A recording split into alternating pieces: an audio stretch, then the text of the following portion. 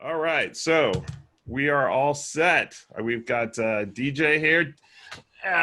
We've got Karl Soule here, and I am here. Welcome everybody to the meeting.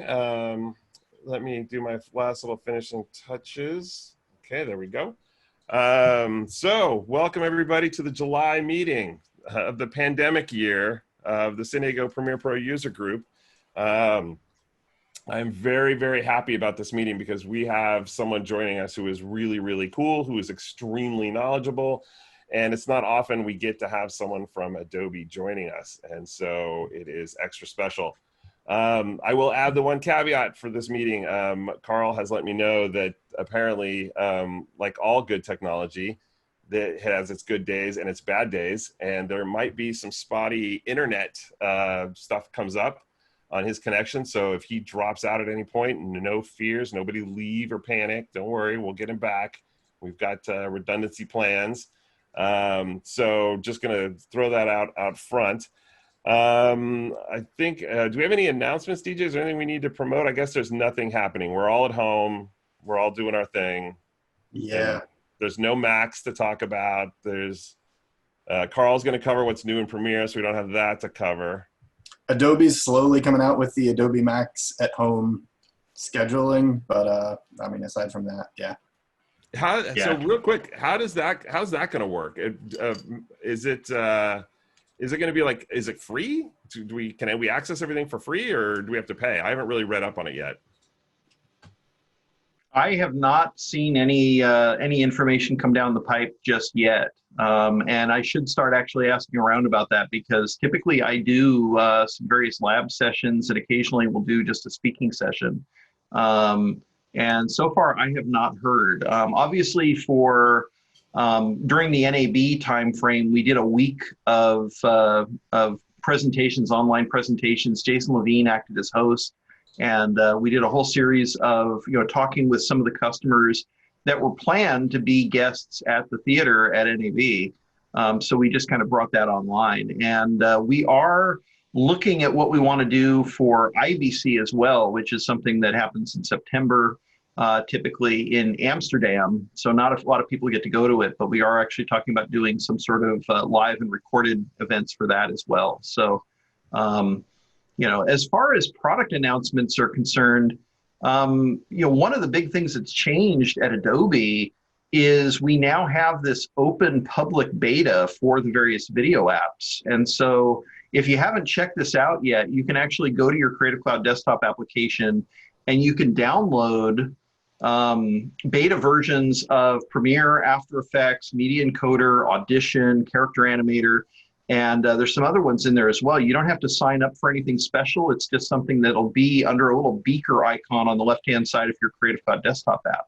And the best thing about this is you can click up in the upper right corner once you got the app installed, and they don't overwrite any of the existing apps. You can keep, your bread and butter is going to be the shipping version of Premiere. I wouldn't recommend doing, fancy actual production work in the beta just yet.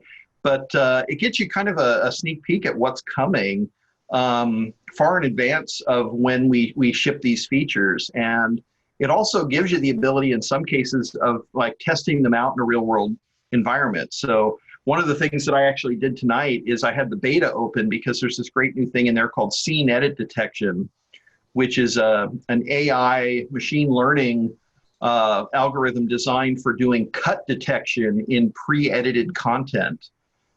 So it's super, super accurate and super fast. It's better than any of the existing histogram methods that have been out there in the past. And I'm actually finding that I'm using it. I'm exporting out like an XML file to get my cut over to the shipping copy of Premiere and getting it into a production. So, there are some cases where you might actually benefit from checking it out, but there's a list of what's new in every release, and they update it daily now. So, I would say I've been using it. I've actually been using it on a few projects. First to test it out, but there have been some features that have been not working as well in the shipping version of Premiere that had been fixed in the beta. After Effects as well.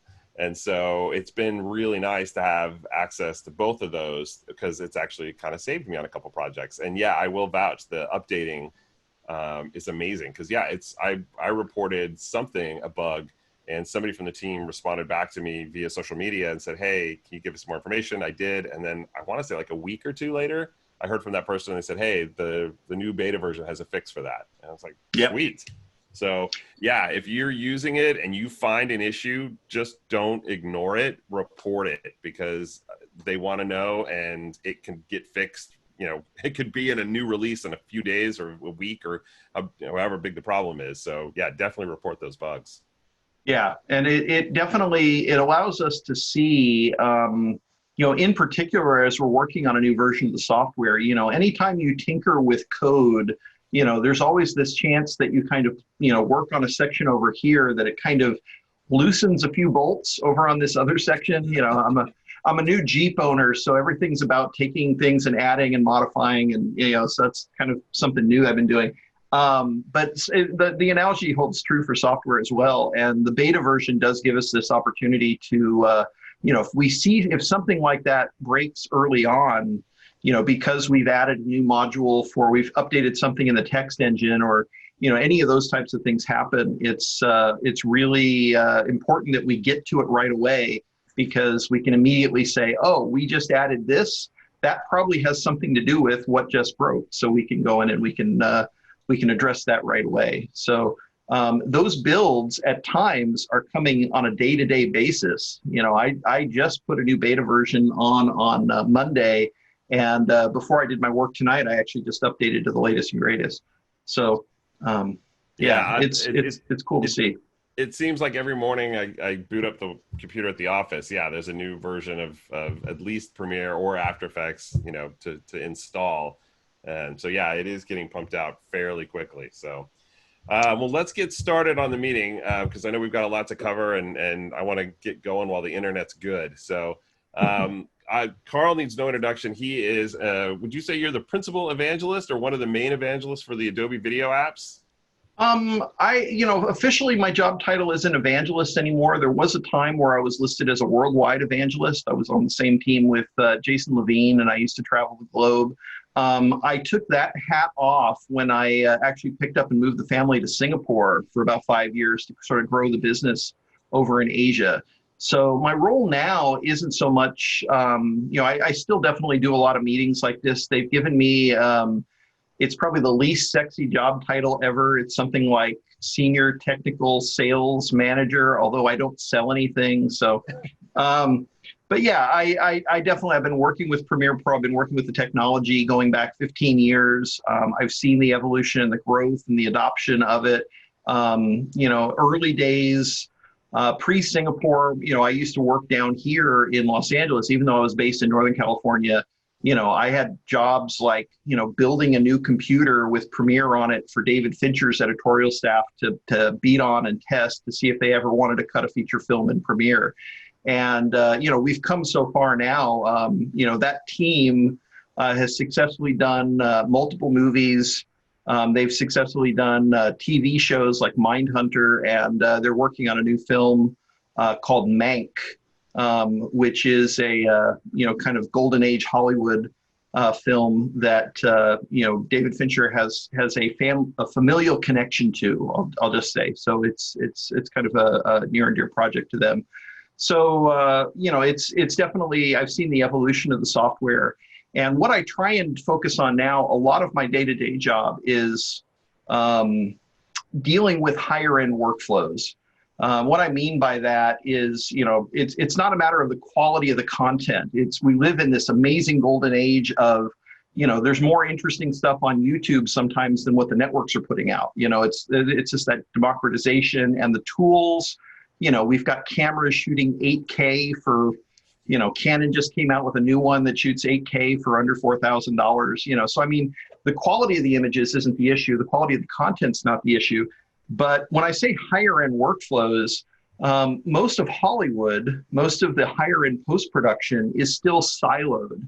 An editor edits and maybe does some temporary sound mix, but all of the sound gets thrown away, quite literally, in favor of a final mix that's done on a big soundstage someplace on one of those massive mixing consoles. Same thing with color. If you're delivering to YouTube, you might just do color. The color tools inside of Premiere are really, really good. But still, there's sort of a cachet if you wanted to send your project over to Technicolor and have them finish up, and do the final color. So with that in mind, a lot of what I do is kind of focus on that market. And, I do a whole series of videos with Jason Levine now on some of these higher end workflows and just kind of understand what the gotchas are. And, if you're somebody who's aspiring, if you've got like a passion project that you're working on, that you think that maybe down the road, you might want to be able to sell this, to a studio or something and, live the dream of like Robert Rodriguez, where, his first project, he made a movie for like $7,500 very famously, but then the studio went back and remixed the sound for him, redid the color, for a significant chunk of change. There's a right way of doing things, and to just ensure that process, we call it a turnover, making sure turnovers are an easy process, and they can be with Premiere. It's just a matter of kind of knowing the gotchas and knowing the right way of doing things. So. Yeah, no, I've been using Premiere since it was just Premiere. Like version 4.2, I think, was my onboarding. Yeah, so yeah, I've seen that evolution, and I had a buddy that let me when I was in film school. He let me use it I had to do my senior film at film school. This was back in '97. And so we were doing some visual effects. And so we had to do compositing inside Photoshop.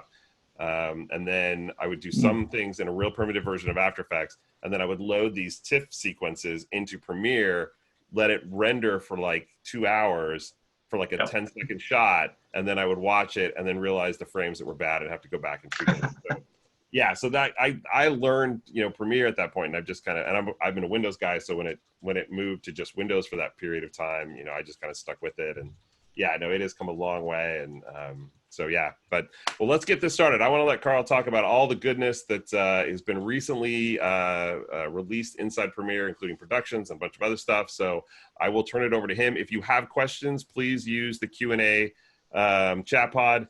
I will try not to interrupt Karl too much, but but if I feel like there's a little lull or something, I'll try to ask a question. I'll get one in there. But yeah, Karl, take it over. All right. So let me just go ahead and share my screen here. And Zoom always likes to put all the people on top of the screen that I'm sharing for some reason. So let me just move the camera feed over. All right.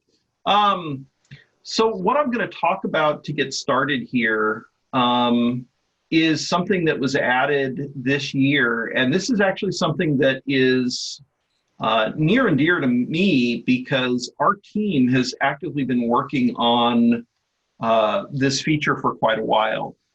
This was something that, believe it or not, the genesis of this feature actually started way back with the first Deadpool movie. And just looking at some of the challenges that they had. The engineering for it continued into a movie called Only the Brave that was edited and produced during the 2016-2017 period. And then it evolved further during the creation of films like Terminator, Dark Fate, Dolomite Is My Name. So a lot of the DNA of this feature is for feature film editors that are going to be working within a facility, working together. But here's the interesting thing about this.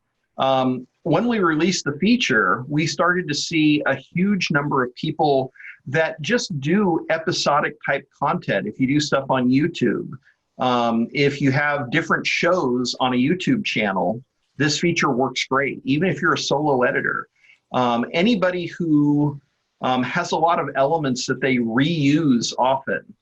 If you're cutting things that are just completely self-contained, that you've gone out and shot it, you're going to stick with just that footage and produce something and export it, you probably don't need to use productions.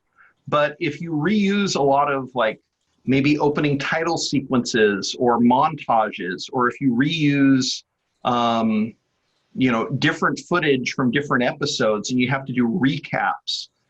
Productions are fantastic for doing this because it gives you this ability to work with a bunch of different Premiere Pro projects. You can still organize things on a project level, but have the ability to move things from project to project without getting a lot of duplicate clips.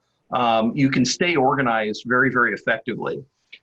So for tonight, because of what's going on, obviously, with COVID, I'm probably not going to talk as much about some of the collaboration capabilities of productions. I'll still cover that. I'm going to kind of leave that to the end. But one of the things that I wanted to do was really sort of talk about how a solo editor, somebody who maybe is just, an all-in-one, shooter, editor, producer, director, how they might actually use productions to sort of get their content organized and make it really, really easy to find stuff if they need to jump back in time and pull stuff from previous projects that they were working on. Does that make sense? Absolutely. Okay. So on my screen right now, I've blown up this slide because I just like to talk a little bit about what a production is. So probably a lot of you just work within a single Premiere Pro project file, and that's perfectly fine. Project files have been around, since the early days. They have a file extension. You can put it on a drive. Very easy to archive a project, take it off, and move away with it. Some of the limits of a project, when you start to add a lot of media to a project, if you use one project and you do like every episode of a YouTube series, that project can start to get big. As the project gets big, since Premiere likes to get everything in that project ready to edit, it checks all of the footage within that project and makes sure, yep, all these clips are ready, they're all ready to go online. It can start to take longer to open. Some of what we dealt with, just to put this in perspective, with Deadpool, they actually, if they dumped all of the footage that they were working with all of the timelines and sequences, that first movie, they were dealing with something like 750,000 items in their bins. It was a lot. And because of that, they started to break things out and started to use multiple projects. And that was why initially one of the things we worked on for the film team was making Premiere so that you can have multiple projects open from at the same time, and you can drag something from one and drop it into the other. This was a good interim solution, but what we started to see is that there were times where people wanted to be able to just take like a sequence and drag it and drop it from one project into another project. And they didn't want to have all of the media on that sequence, all of the clips come across at the same time. If I had a project with all my clips organized into bins and subfolders and things, and another editor had a project with the exact same bins and subfolders of all the media, I just want to bring his sequence over. I already have the media. I don't need another copy of it. But in many cases, that's exactly what Premiere was doing. It would bring over the clips along with the sequence. So we realized we wanted to have something that was kind of one level up from a single project, something that would allow for a bunch of projects to work together, but also have kind of a hidden link between these projects so that you could actually have the media or the clips stored in one project and have the editing sequence stored in a completely different project. And so by doing this, if you ever have to move a timeline, move a sequence from one project to another project, you can do that. And if you want to link back to those clips, it'll actually open up and take you to the other project. So in a nutshell, that's really what a production is. A production is a way of kind of organizing a whole series of different projects So if you think about like an episodic TV show, or if you think about a YouTube channel where you have multiple shows with multiple episodes, you can actually break into and start to organize. Each episode can get its own project. Those projects stay relatively lightweight. But at the same time, you can easily find the other episodes. You can easily go into those other episodes, load up sequences, copy and paste, or drag from one timeline to another, however you prefer to edit. You can easily work with all of that content, and it avoids any messy duplications. It avoids any cluttering up or making the projects, getting huge, so big that it takes a while for them to open. Each of these projects are relatively streamlined. They're small, and it just works really, really well in any environment where you have a lot of different sequences, you have a lot of different timelines, or a lot of different shows or episodes that you need to work with. Any questions before I actually this is kind of the overview of this. I'm gonna really dive into some of the features of this. And the kind of the meat and potatoes of this is a panel that I have kind of docked over on the left-hand side of my project here. This is something called the production panel. So the production panel, whenever you create a production, and you can create a production just by going to File, New Production, and you can only have one production open at a time, but within that production, you can have hundreds of projects. So the current production, I'm going to start in this one, and we'll move to something different in a little bit. But the way I've got this production set up, this project is the one that I currently have open.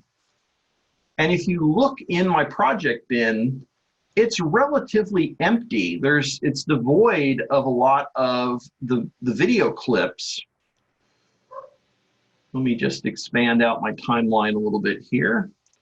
The timeline that I'm actually working with here, is relatively complex. It's got a wide range of different audio files. It's got a wide range of different video clips on top of it. But yet none of that actually lives in this project. I just created an editing timeline, and I actually started cutting clips from other projects to get to this point. I'll show you how that works in just a second here. If I wanted to add some more footage to this, I've got media all organized by the day in which it was shot. And I can open up some of these other projects. And these projects are, for the most part, they're strictly media. I don't think we'll use the poetry dailies today. I'm going to go ahead and close that project.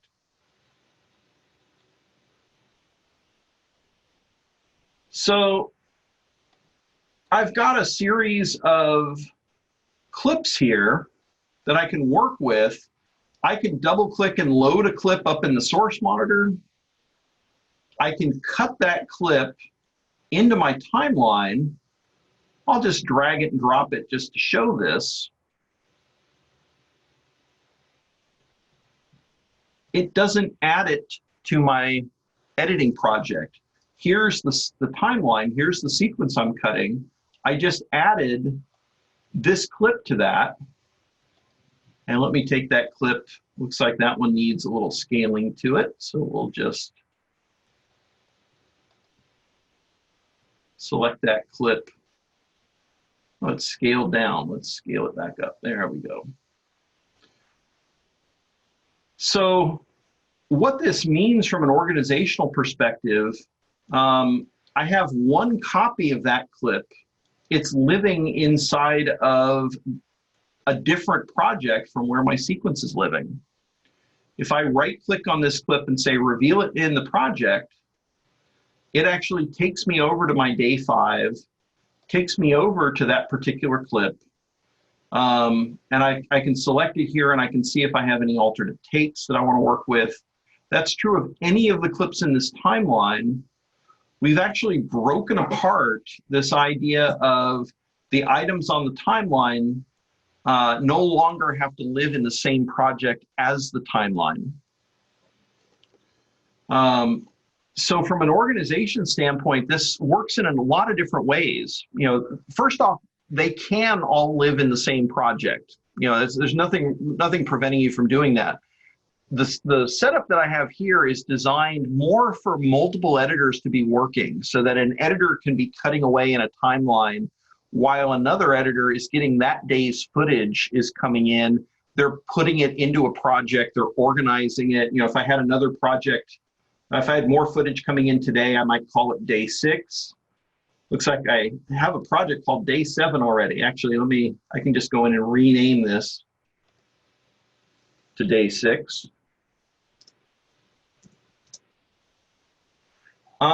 So it makes it very, very easy for me to actually go in and keep things organized as the footage is coming in day by day.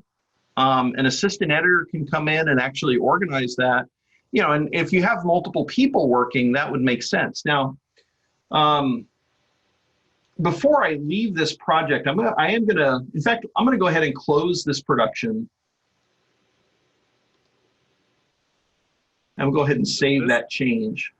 This kind of reminds me, and I'm not a real expert with it, but it almost kind of reminds me of like having bins in Avid, you know, where you can have multiple bins with stuff, but it's, you know, when you open up your project, you know, it's not really a project so much as it's just a collection of different bins that, and then you just, so the software is only really accessing the clips that you're using at that moment.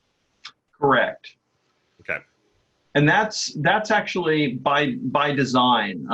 We wanted to make this something that would be easily accessible for people who had experience with that paradigm. So if you're coming from a background working with Avid, one easy way to wrap your brain around it is the production is sort of like the Avid project, and then the projects in the production are like the bins. Right. Right. And you know, we wanted to do something that would be very easy for people to pick up and understand. So that's one of the reasons why we went down this road. Is it's a common thing, just like, you know, a timeline is something that, you know, almost every NLE has some sort of a timeline-based metaphor. You know, so it's the same idea. It's a tried and true workflow.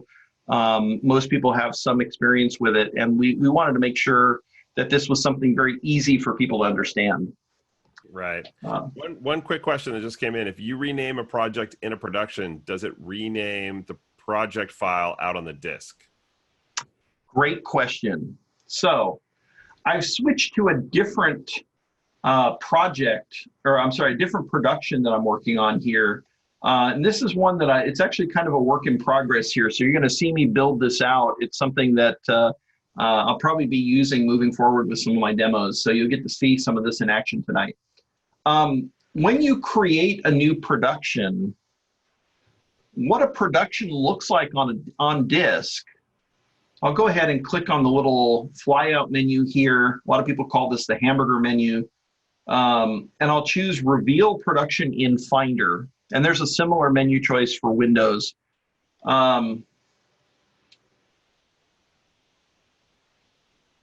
What you'll see here is that in the Finder window, I'll go ahead and expand this out a little bit. You can see I have a folder here called 001 Reusable Elements. If you look on a Finder level, I have a folder called 001 Reusable Elements.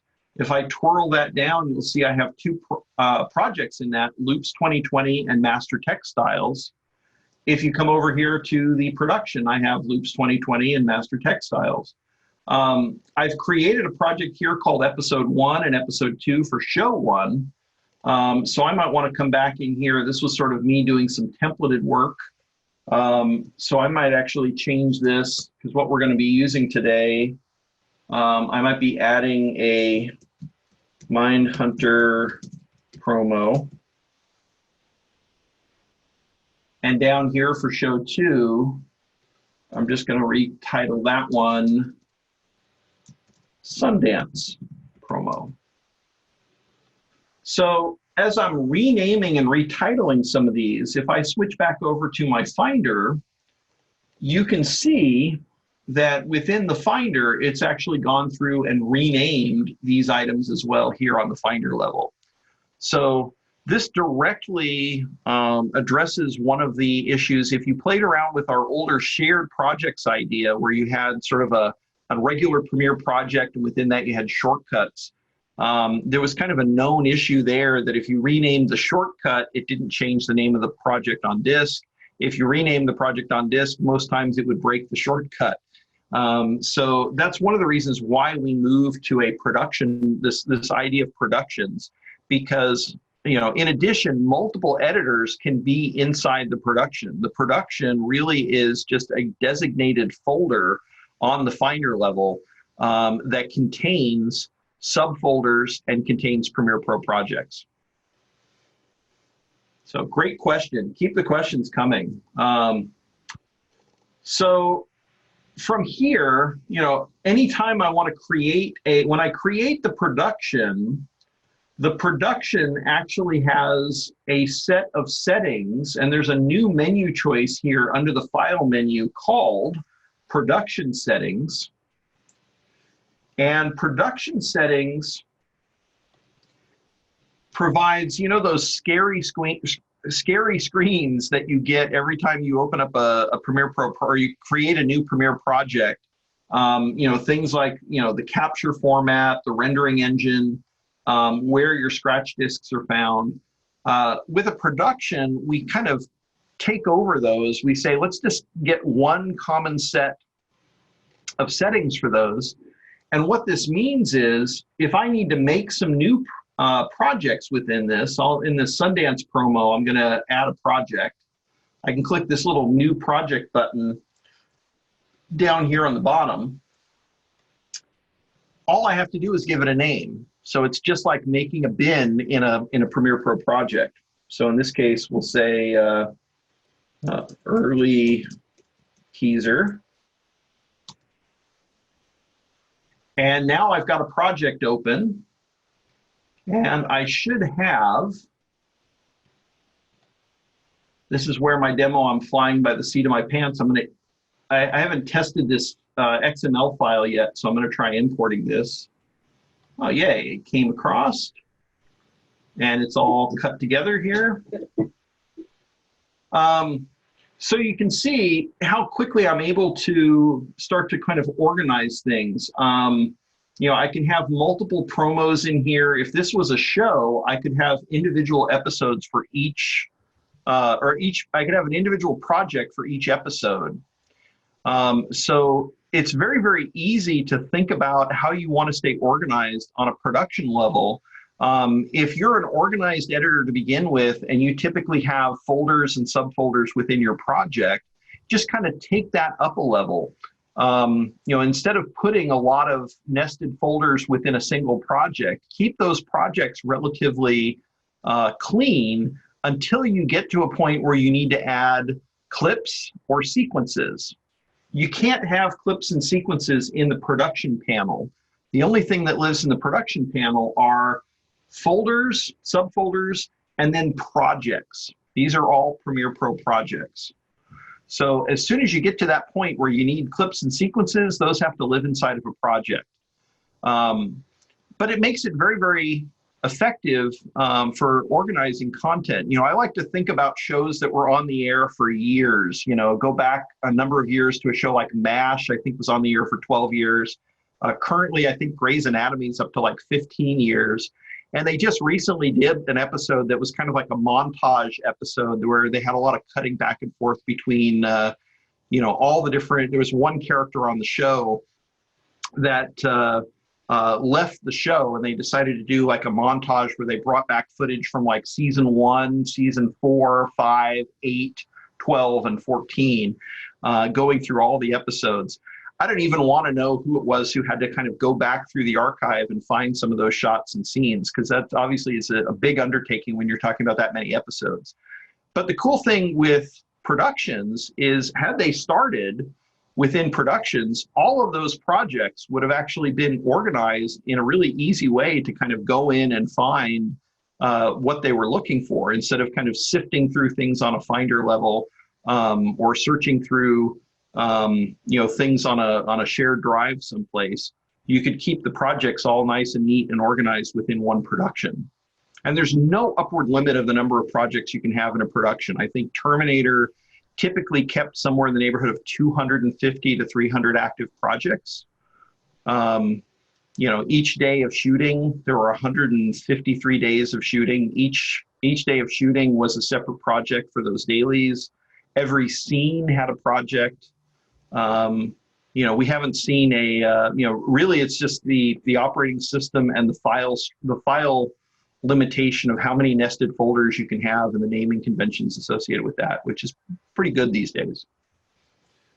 We do have a couple questions. Yeah, that's before I get to the questions, that is it's a really interesting thing to think about, like if you're working on a show or something like that, to have, if you could do that, because production is basically just a collection of all the projects, which is just a quick way to access all that information, I guess as a long-term Premiere user, I instantly think, okay, I've got to have one project with all these sequences or things like that. And that project file becomes huge, and if it gets corrupted, I'm screwed, and all that. And so this is just a much quicker way and an easier way just to manage everything.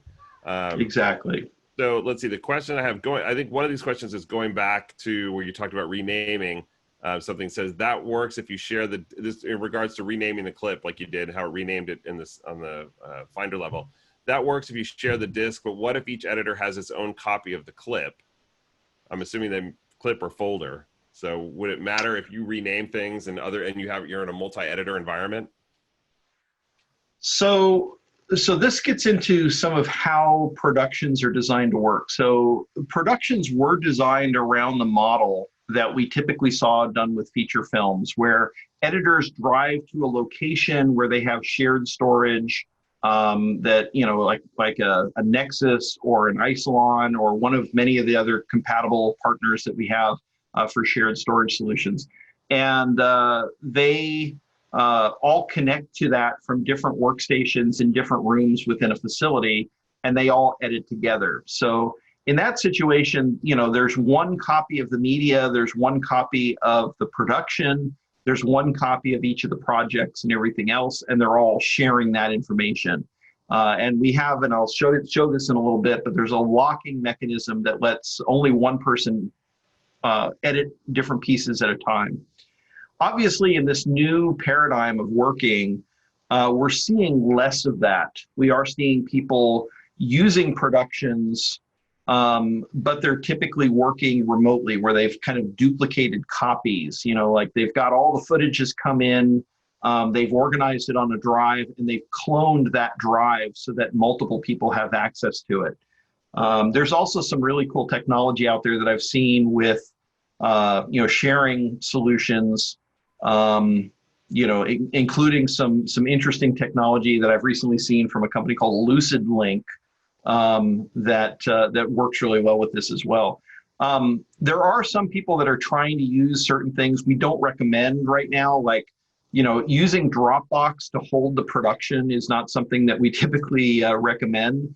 That said, I have seen some customers using it. It's the issue has to do with how quickly the locking gets turned on for the other editors, and it really just depends on the vague nature of internet latency. So we're not really recommending any solutions like that. If you do have a complete copy of the production, if I have one here, somebody else has another one at another facility, typically what happens is people use like a transfer project as a way of, if I'm making changes to something, I'll take a sequence, I'll move it into the transfer project. Once I've done my changes, I'll move it into the transfer project and then send that transfer project, like copy it into Dropbox or copy it someplace where somebody else can get it. They will take that transfer project and add it into their local copy of the production and then move things around as necessary from there. So it's a similar workflow from what people used to do, when people would work remotely, with things like Media Composer. So it's a pretty tried and true way of doing things, and it works pretty well. You just treat one project as like the transfer bin, and that way you can kind of keep up to sync with each other as far as what is changing on each other's machines. If you try and use something like Dropbox, the big challenge, I'll show this really quickly just so everybody understands something that's happening under the hood. You'll notice if I expand out this production panel, and I'll make it a little bit bigger so that everybody can read this okay. There's two columns here. There's the name column, which has the names of the folders and it has the names of the projects. And then there's a column here called Project Locked. And you'll see that there's two projects in my production that are currently open by me, and my name, my computer name, Karl Soule, is showing up in this column here. What is actually happening under the disk, if I reveal this in the Finder, and I twirl down that Mindhunter promo folder,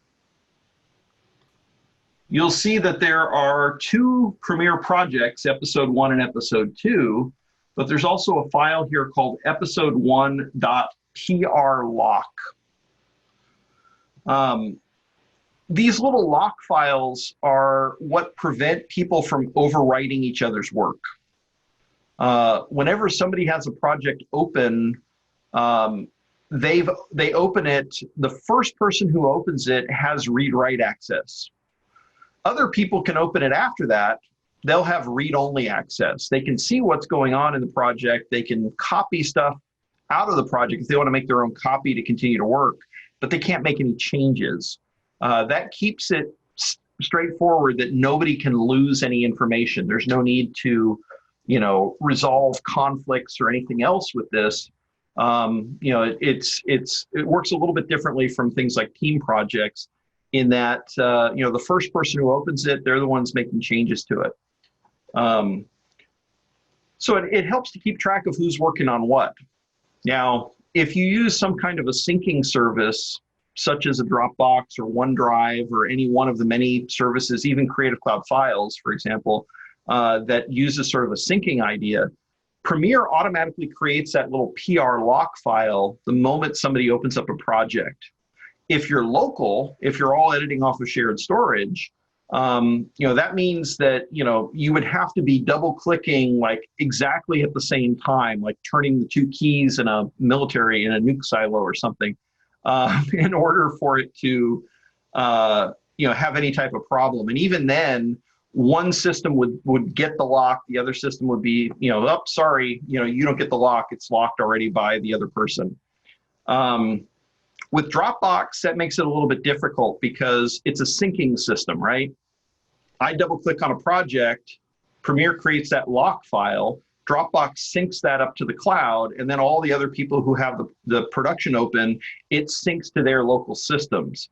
So there's a bit of a delay. Even though these files, if you look at the size of a lock file, 208 bytes, that's not kilobytes or megabytes or gigabytes, bytes. They're really, really, really tiny.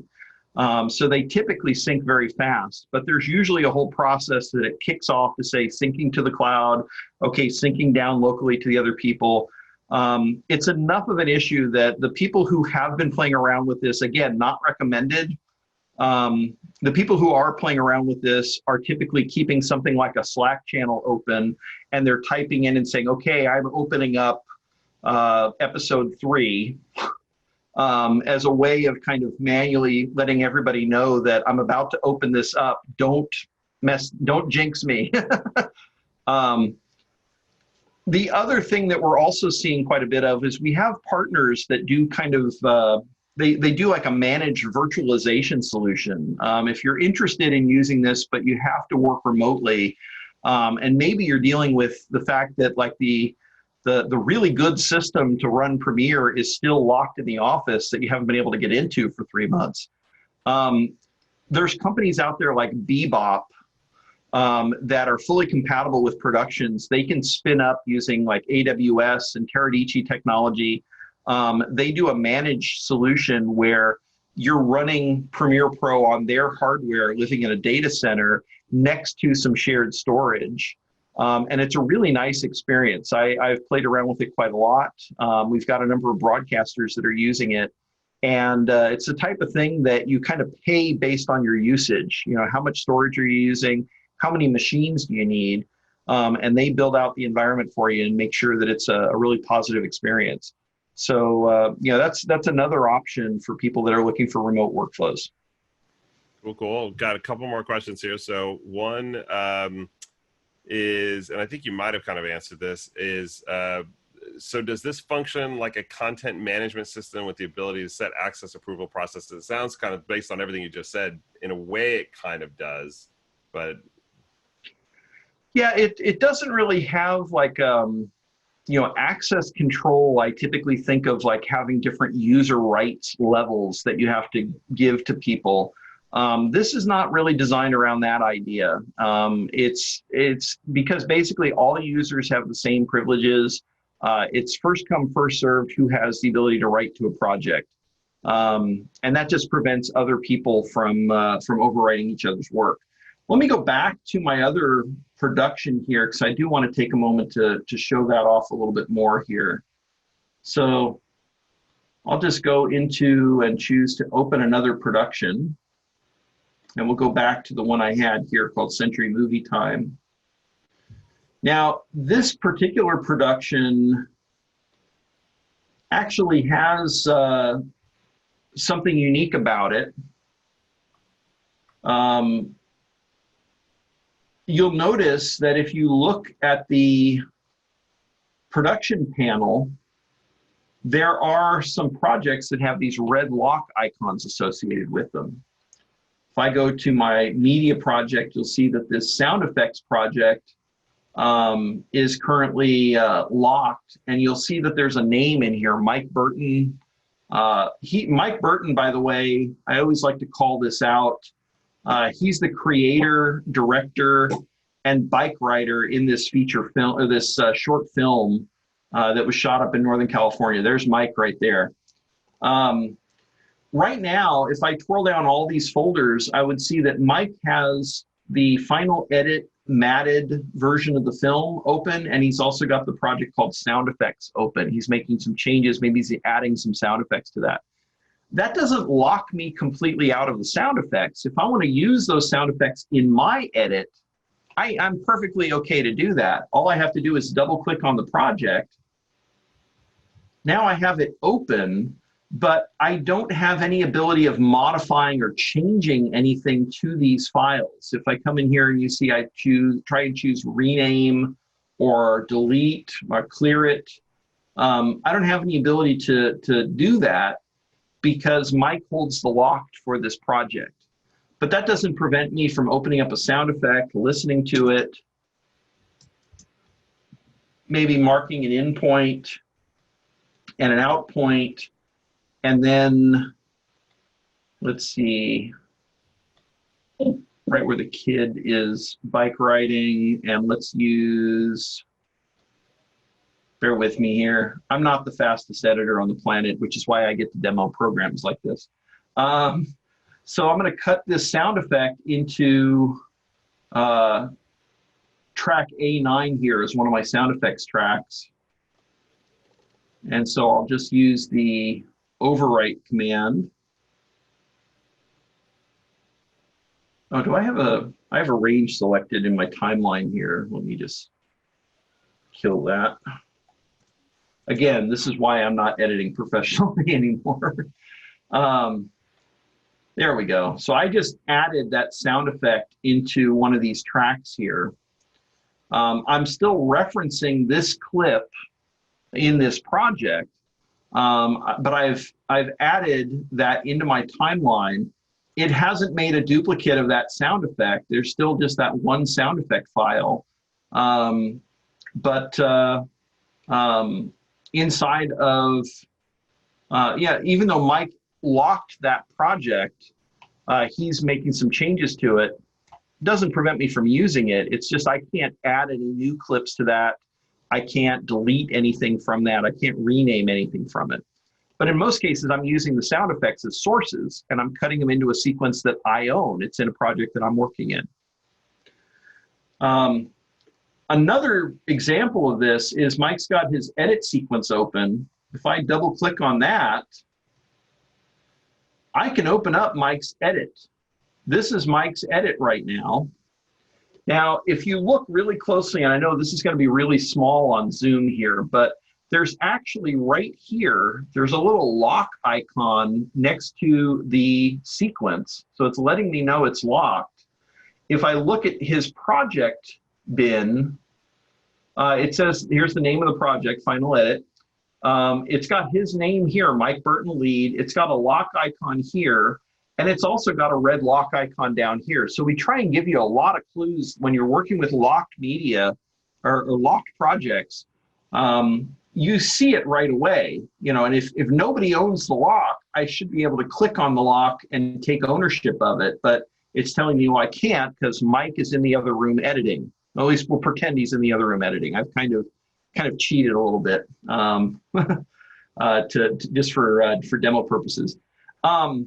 So yeah, so this is a situation where Mike is working on this in the other room. Yeah, so I can't make any changes to this timeline.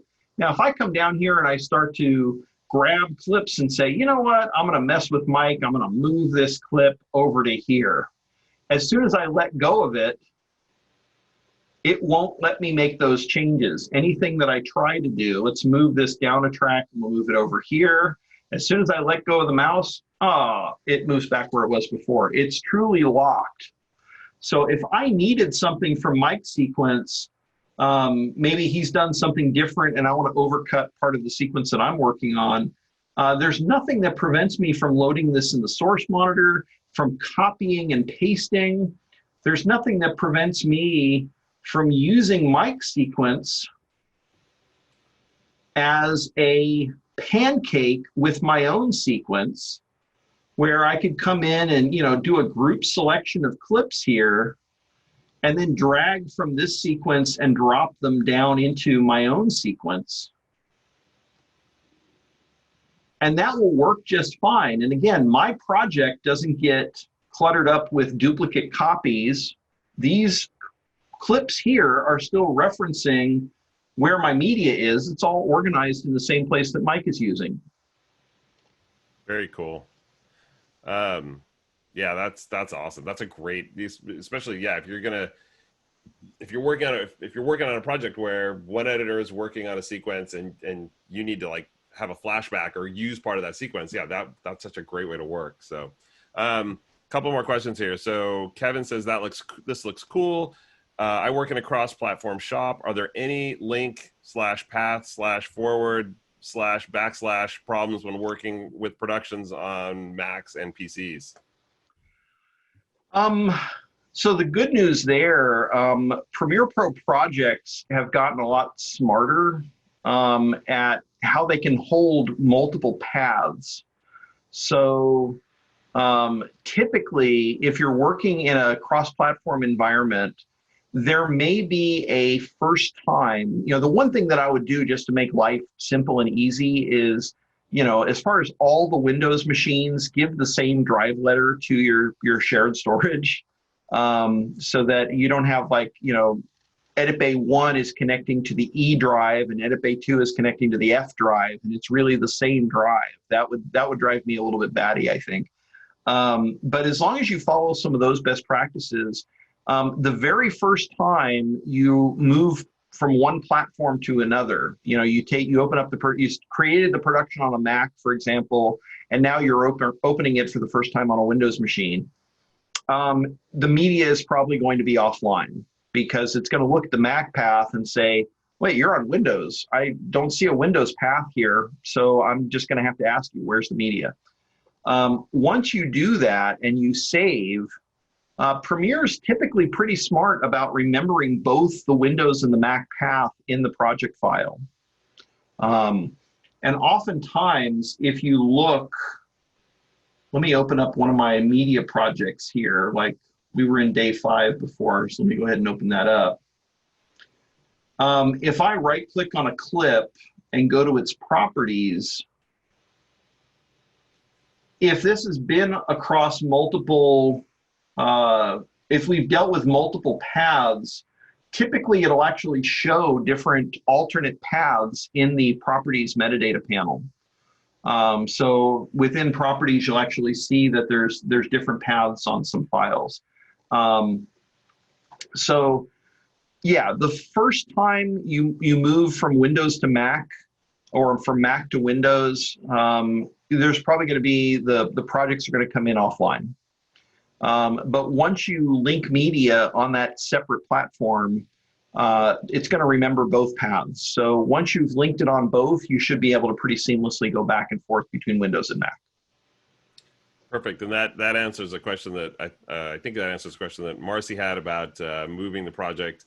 How quickly does production realize that the media needs to be relinked? And it sounds like it's fairly quick. And then we have another question: is there a digital asset management system that integrates with this? Yeah. I'm not 100% up to date because this is something that we're adding additional partners that have partner technologies that integrate with this on a monthly basis. There's a tool, and let me see if I have a link for this. There's a website that I can bring up. Yeah, I don't think I have it anymore. There's a website that actually is called the Adobe Partner Finder. No, that's not it. And that's not it. Okay. Yeah, I'll have to dig it up here. But yeah, the best thing that I would recommend doing is because I don't want to. We love all of our partners equally, and there's a lot of different media asset management and both MAM and DAMs, which are slightly different. That actually integrate pretty well with Premiere. And I'm going to just quickly, bear with me while you're looking at another question here. I'm just going to, Adobe Partner Locator. Oh, I think somebody in our chat pod, thanks Reg, posted something, solutionpartners.adobe.com /home/partner finder. Maybe that's the place to go. Yeah, that sounds like the right link there. Thank you, Reg. Much appreciated. Yeah, so we actually have this site put together that we'll go through and list off how different partners are integrated. Some names that jump out at me right away. IPV is one partner. Evolphin is another partner. There's different asset management systems. If you ask people, hey, I need an asset management system, what does Adobe have? Well, we do have some asset management solutions that are more on the marketing side. The reason that we haven't created like the be-all, end-all asset management solution is every customer that we ask that question to has a slightly different idea of what they want in an asset management solution. It really is one of those cases of one size does not fit all. There are asset management solutions out there from companies like VizRT, for example, has an asset management solution that, typical price on it, can be, $1 million because they come in, they bring in a set of engineers, they custom build out a pipeline and a workflow for you that handles all the ingest and transcoding and tagging and everything. And that's not something the average person is going to go out and get. Meanwhile, there are asset management solutions, on kind of a lower cost level. You can look at things like Axle, which is a good start for kind of doing some asset management work. The cool thing about all of these is that there's technology built into Premiere that lets people actually create panels. When I look at Premiere Pro, it's a paneled interface, right? So we've been talking about the production panel today. This is a project panel here that I've got selected. My program monitor is actually the program monitor panel is what we're looking at here. And Premiere is extensible. If you know HTML5 and JavaScript, you can write your own panel and tie into what other technology you want to tie into. It doesn't have to come from Adobe. So with this in mind, I actually have some of these loaded here. If I go to Window Extensions, you can see I have a number of different panels. Here's Frame.io, Review and Approval. There's a panel for that. I haven't tested these out, so I'm walking a tightrope without a net here, but I'll give this a try. Iconic is a great asset management solution that has a built-in panel in Premiere. I haven't tested this in a while, and it's very possible I might have to like log back into Iconic to be able to use it. Yeah, but you can see this is actually a panel running inside of Premiere. I can dock it into my interface just the same way that you would expect any other panel. There, I've logged in over there. So it should come up. There we go. So here's an asset manager running as a panel within Premiere. So I can dock that right into the interface here. And this has sort options, playback options, a search function. So as clips are ingested into the Iconic asset management solution, I've got different video clips, I've got different still images. I can come up here and I can do a search. I'll search on the word fire. We got a couple of clips. Here's a fire time-lapse clip. Here's a fireworks picture. And then from here, depending on how it's set up, I can either drag and drop a clip, or I can right-click on this and say, let's open this asset, and it will download and add to my active project. So yeah, there's a lot of different asset management solutions that are out there. They all tie in.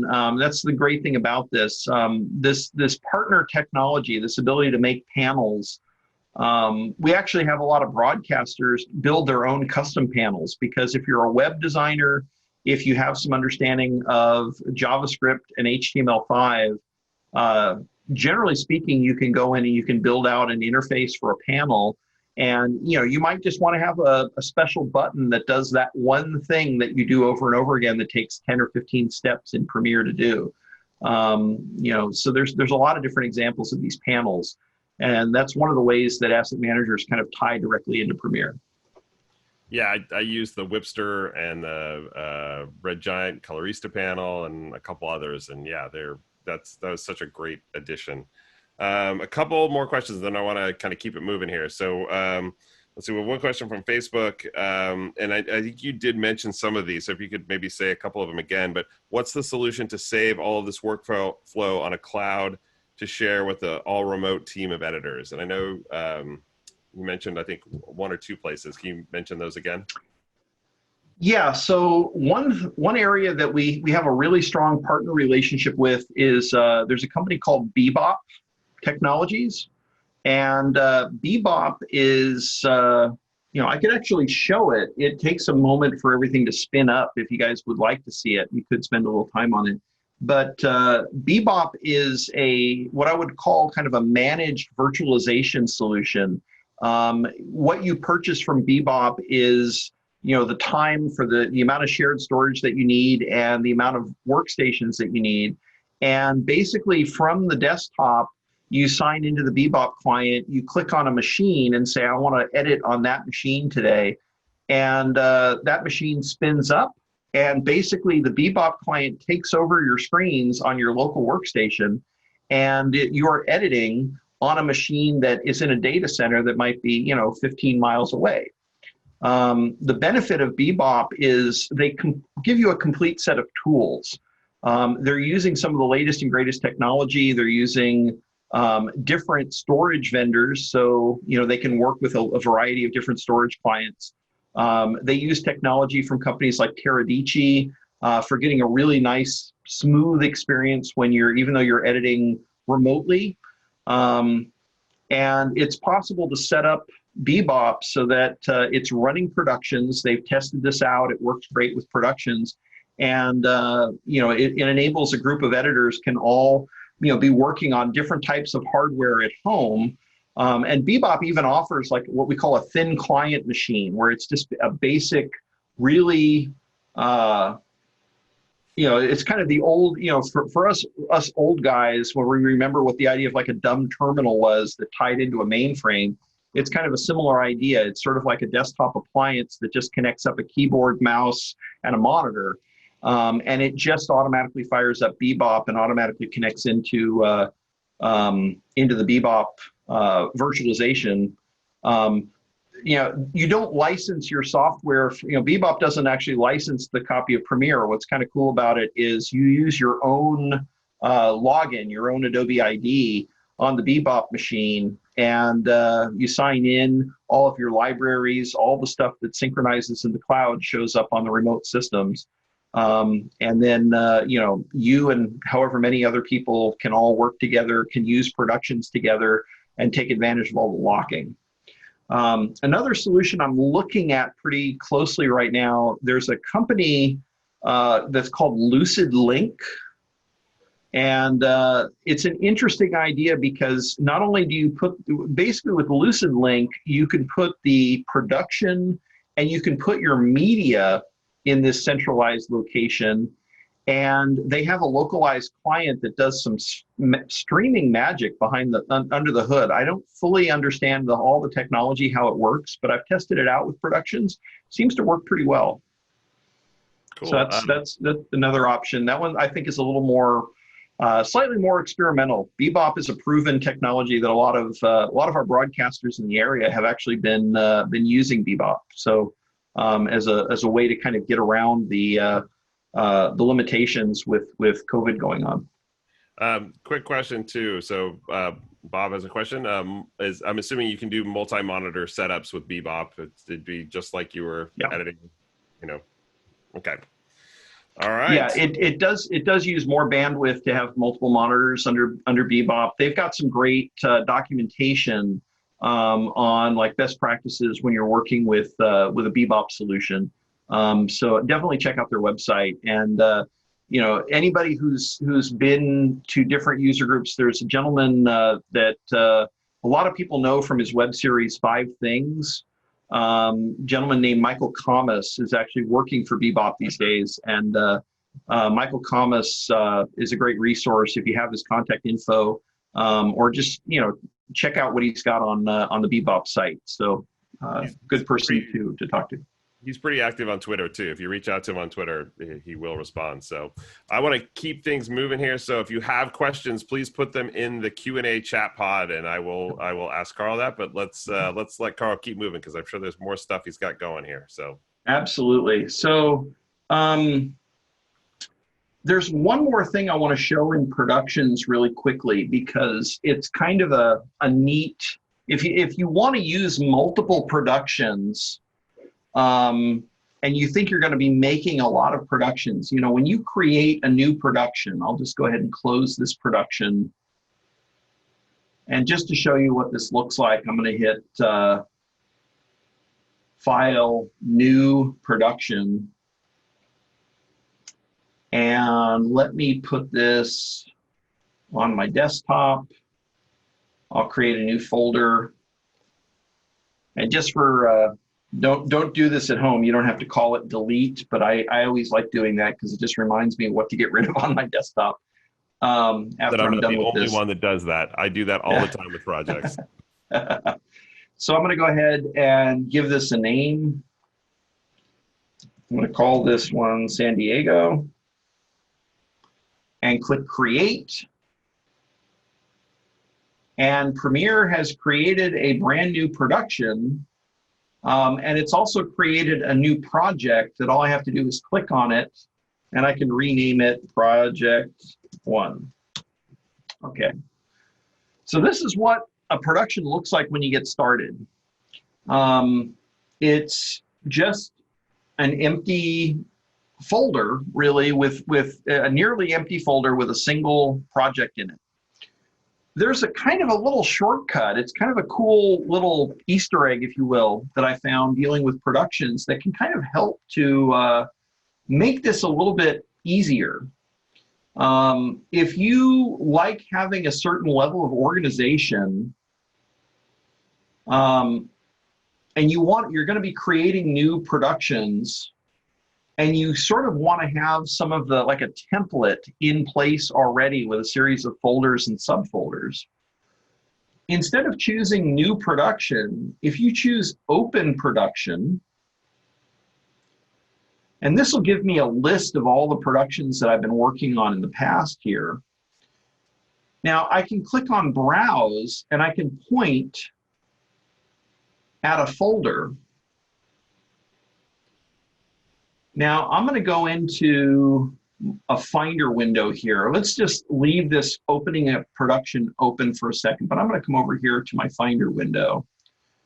And I just want to double check something really quickly here.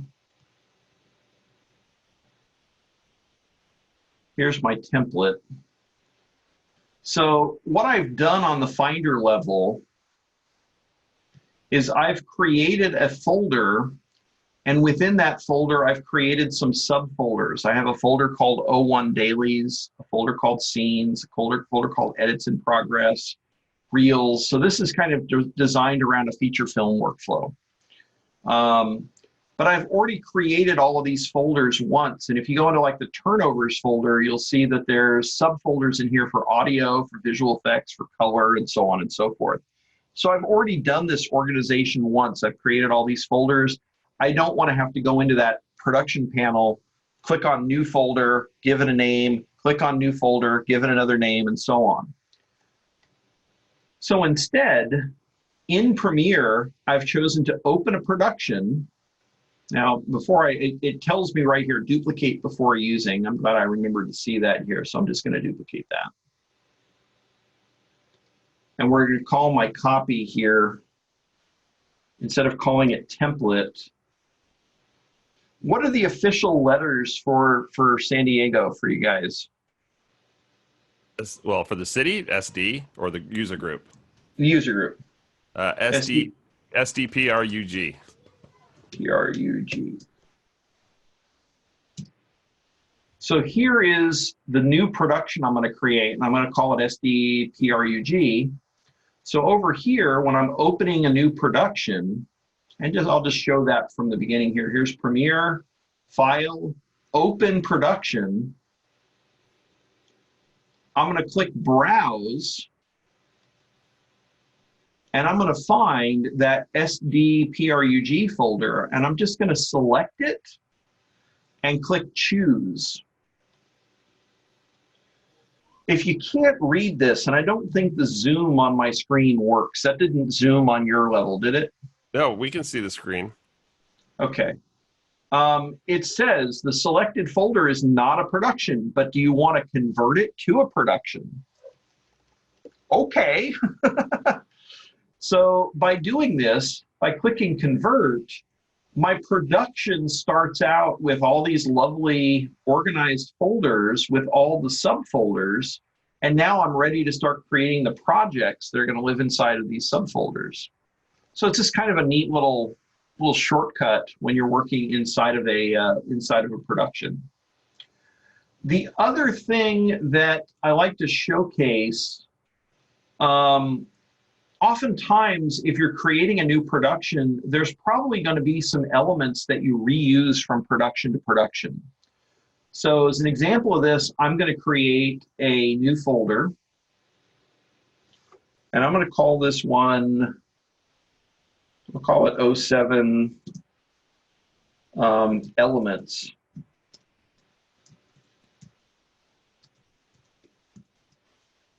And click OK. If you have existing Premiere Pro projects and you want to add them into the production, this is a highly, highly recommended workflow because it just prevents a lot of challenges and problems that can happen. This production obviously lives on the Finder level. And yes, it would be possible to drag and drop projects into these folders, but it's probably a good idea to avoid that for a couple of reasons. Number one, if you drag and drop a project and it's an older project from like an older version of Premiere, you know how when you open up an older project, it always asks, it says, oh, this is an older project. We need to make a new updated version of it. What do you want to call it? Do you want to add an 01 to the end of the name? If you did that, you would get that up, you would have both. You would have the old project that you would continue to double click on, and then you would get that message and say, okay, cancel, okay, let me find the correct one. You'd have to move that other one out of there. We've actually built a lot of the functionality for doing stuff like that into a menu command in the production panel. So if I want to import an existing Premiere Pro project into this elements folder, I can select the elements folder. If I right click on it, there's a menu command here called add project to production.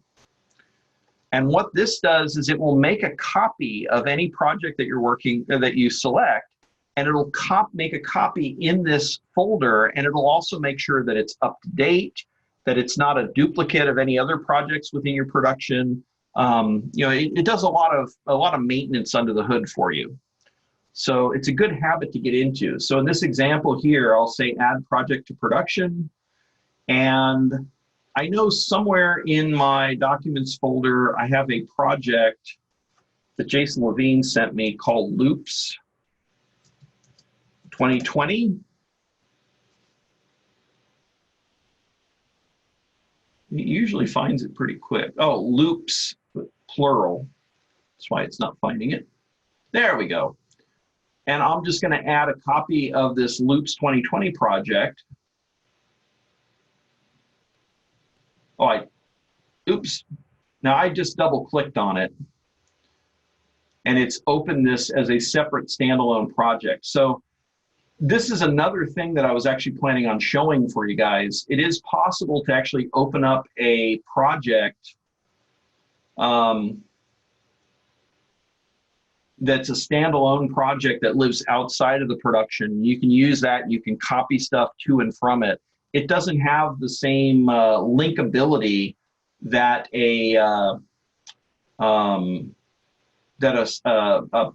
project within the production has, but you can still do that. Now I'm going to go back and do this one more time here and do it the correct way. Add project to production. Within this open dialog box,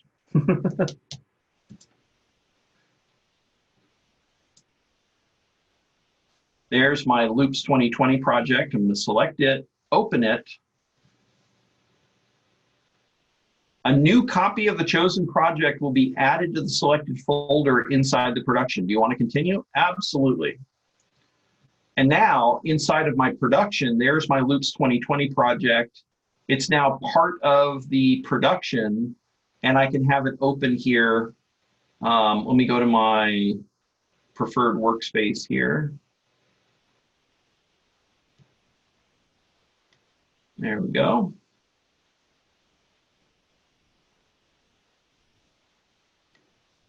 And there I have all my music beds organized in different categories here. So I've got rock, ballad, funk, and so on.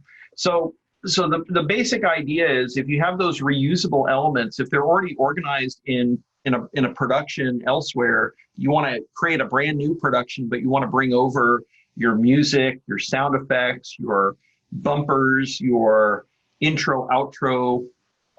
Just choose, right click on the folder within the production that you want to bring that into, right click on it and choose add project to production.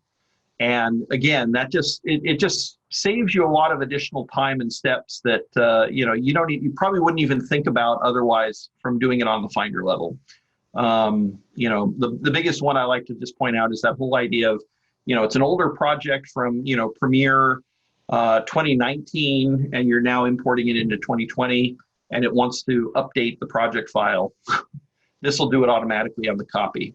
So, very cool. One quick question before, and just because I was always told this, and it's kind of off topic, but similar to something you just brought up. When a new version comes out, I was always told, and I forget who at Adobe told me this, that you shouldn't do the update project. When it just says, this is an older version, do you want to, open in the newer version, and it adds the 01 extension. What you should really do is create a new project, go to the media browser and import in the sequence or the project from the media browser into the new project. That's the safest way to go. You'll have far less issues doing that as opposed to just upgrading. True or false? I would I'm going to have to kind of hedge my bets on that. Now I'm going to say somewhat false. Okay.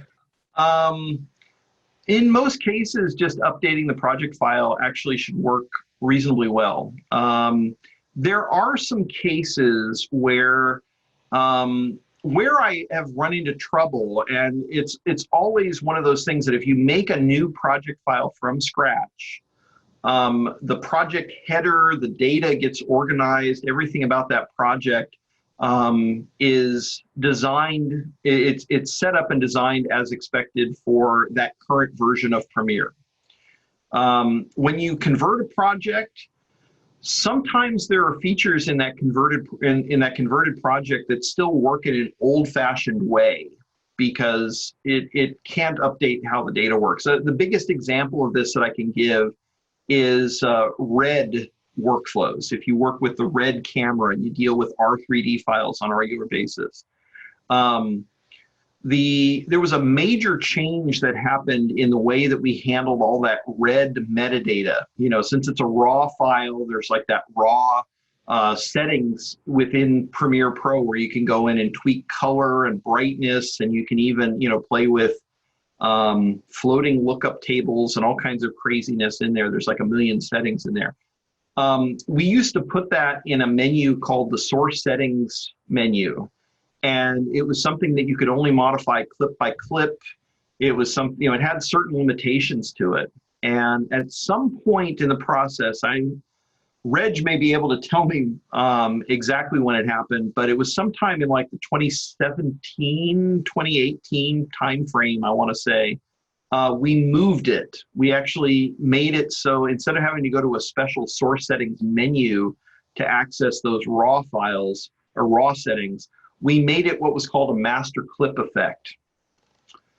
And by making it a master clip effect meant you could do certain things, like you could create certain types of like presets. You could modify things a little bit. There were some easier ways of modifying some of those settings across a range of clips rather than having to do it one at a time. So it was an improvement overall.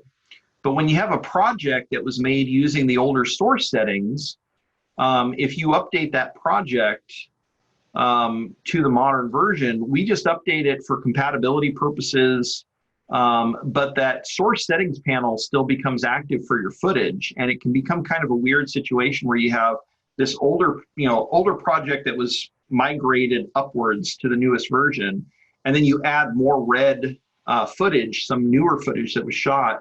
It gets in a weird state where some of your clips have a source settings window and some of them have a master clip effect. So that's probably where that comes from. There's a couple of other small examples of that, but generally speaking, they're kind of edge cases. They're very format specific. So I think for the vast majority of users, if you're just working with like standard, you know, ProRes media or MP4 files, you're probably not going to run into any issues that you're going to deal with. But that was one particular case that comes to mind. I will start changing my advice on that then. I was told that years ago, and I've stuck with it. So, and one question that just came up, and then I'll let you get going because I think I can pretty much answer this one. It says, what if you have an active production and a new version of software, I'm assuming Premiere, comes up? I would say the tried and true answer to that is finish your projects in whatever version you are doing and then upgrade when you are done. Well, I will also say this. There is an effort afoot to try and minimize the amount of times that you have to upgrade your project files. I don't want to make any promises here, but something I think a lot of people didn't notice it this year is Premiere Pro 2020 came out in around November timeframe. And in the past, when we did a .1 update, you had to update your project files. Well, 2020.1 came out around the March, April timeframe. Did anybody have to update? No, didn't happen. I can't say for certain that's going to continue, but we realize that this whole idea of when I upgrade versions, my projects have to migrate upwards as well. We realize that can be a challenge for some people, and we're actively looking at improving on that experience, I guess is the safest way I can put it.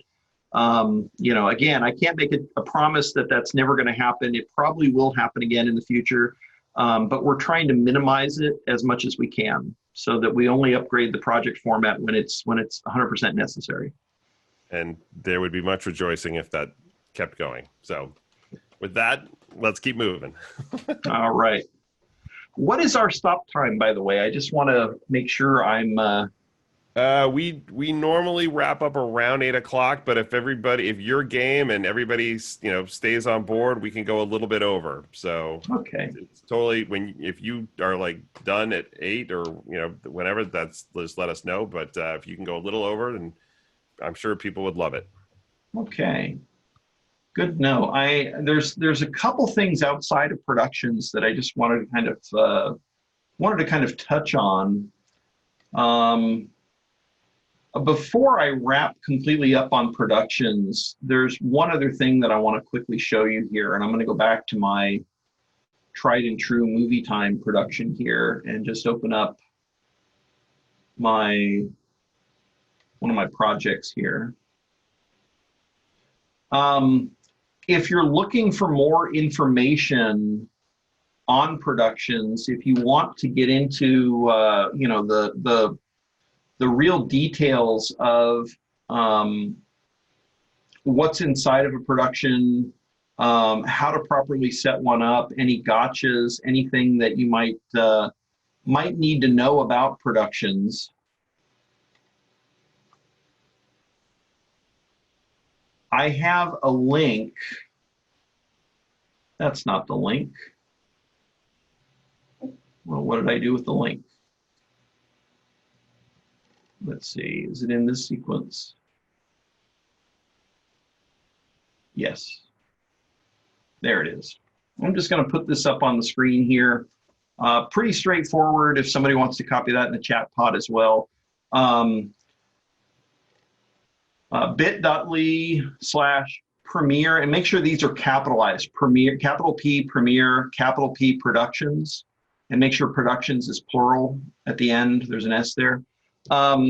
This is going to open up about a 20 to 30 page document that was written predominantly by Matt Christensen on the Hollywood team. And it's some really, really good documentation on all things productions, how productions work, all the all the goodness about them. And it's a great document to just have available if you need to refer to something. So highly recommend that you check that out, because we decided to just really, really document the heck out of this to make sure people are using it in the way it was designed. So highly recommend checking that out.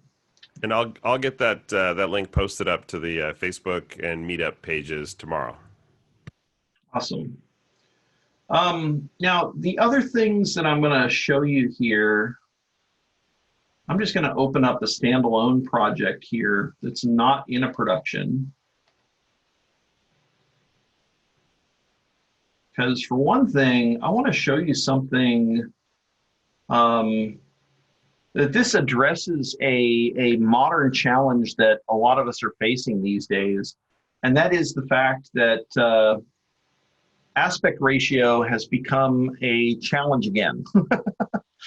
It never really stopped being a challenge. There were the good old days where everything was 4:3 and you just worked within a 4:3 sequence. Everybody was super happy when we moved to 16:9.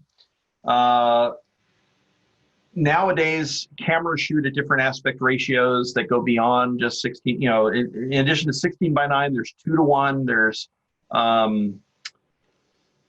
oh goodness, even on the feature film world, I was talking with somebody who was on a project in this special format called Barco Escape, which is like a 7:1 aspect ratio, extreme widescreen stretched across 3 projection screens. So aspect ratio is something everybody's actively playing with. Cameras shoot at different aspect ratios. Most importantly, social media is dealing with multiple aspect ratios, and we need to be able to deliver content oftentimes that's sort of optimized for different aspect ratios.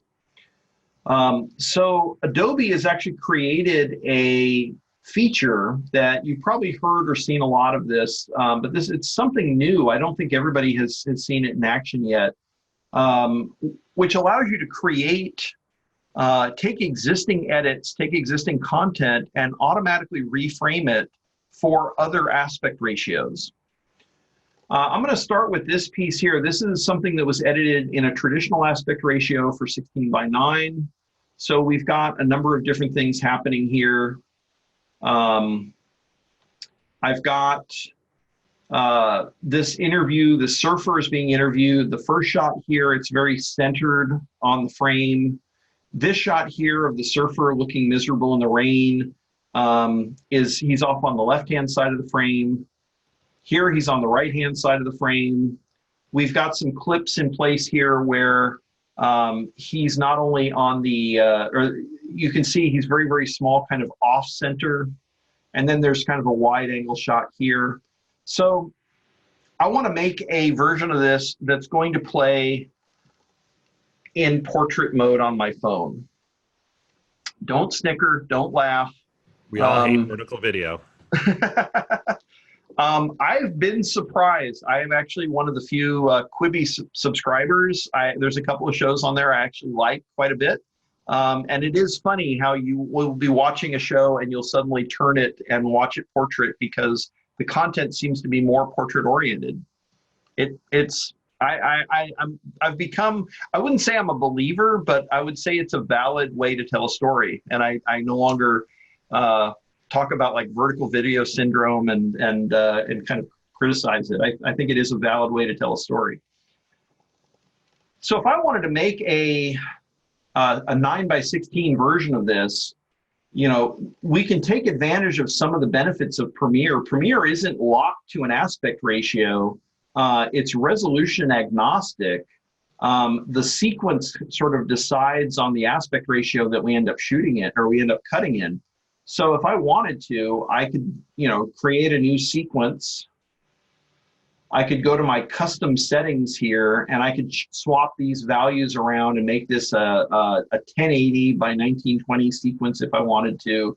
And I could begin cutting and copy this content, paste it into the other sequence and make a 9:16 version. But again, the challenge is, you know, if I just do a center crop, well, he's probably not even going to show up. I'm just going to get a random image of something out of focus with rain on it. So we would need to go in clip by clip and modify each of these shots, typically going into the effect controls and using like the position and scale controls, you know, to move this clip around in the frame to make it fit the way we want it to fit. I don't want to do that. So what Adobe has done is we have added something called auto reframe. So to do this, first I'm going to find my sequence in the project here. So I just clicked on the little hamburger menu for this sequence. I'm going to say reveal sequence in the project. There I've got the icon for it in the project. I'm going to right click on it here and say auto reframe sequence.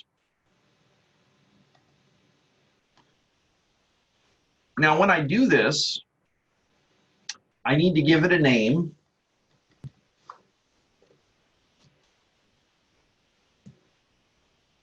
I'll just call it SD in 9:16. I need to give it a target aspect ratio. We've got a couple of different ones in here. You can also click on custom, put whatever aspect ratio you need to in the boxes. But 9:16 vertical video is in there. There's an option here for motion tracking. I'll talk about that in a little bit. I'm just going to leave it set for the default, and I'll show you how you can go back and change it after the fact. And then I can choose how I want this to handle if I have gone in and done repositioning. I've done some like repositioning and scaling of my footage. If you change this to nest clips, it'll keep those existing motion adjustments, you know, so that if you've done like a virtual zoom or a virtual pan on something, it'll keep that information in the new 9:16 version of it. If I leave that set to don't nest clips, it'll just replace that information and use the original footage at full frame rate or full size and figure out how it will position in the frame from there. I'm just going to go ahead and click create. And we'll give this a second here. Autosave, of course, kicked in the background. I've got a little progress bar down in the corner as it's going through and just rapidly finishing up the positioning. I can tell it's not done yet because I can only see the shoulder of my interviewer here right now. As soon as this bar finishes down in the corner there, this is where the Adobe Sensei magic kicks in. Basically what we did is we set a series of computers up to track human eye motion for a while and watch people's eyes to see where they were looking in the frame, and watched a wide variety of different content, sports content where, a snowboarder is swooping across the frame, somebody throwing a Frisbee so that their dog catches it. And we watched where the human eyes were actually moving in the shot, what was relevant in the content, if you will. So this is a trained algorithm that does this work. And basically what it does is it knows what to look for in the shot, and it will use keyframe adjustments to position the relevant content into the frame. So looking at this, so far it has, in this particular shot, it's picked the head shot here. If I jump to here, it's also grabbed the head shot. This was on the right-hand side of the frame. Here, there was the two small people in the shot. It knew exactly what area to center on those two people. Here, it's centering on the individual here, and so on and so forth. So it does a good job of picking this out. Now, it missed in one big area here, and this was actually, I was putting this through a torture test earlier. This is actually an After Effects composition. That rain in the shot is something that I added. I wanted to see how much noise before the algorithm broke. And I guess I added too much rainfall to this.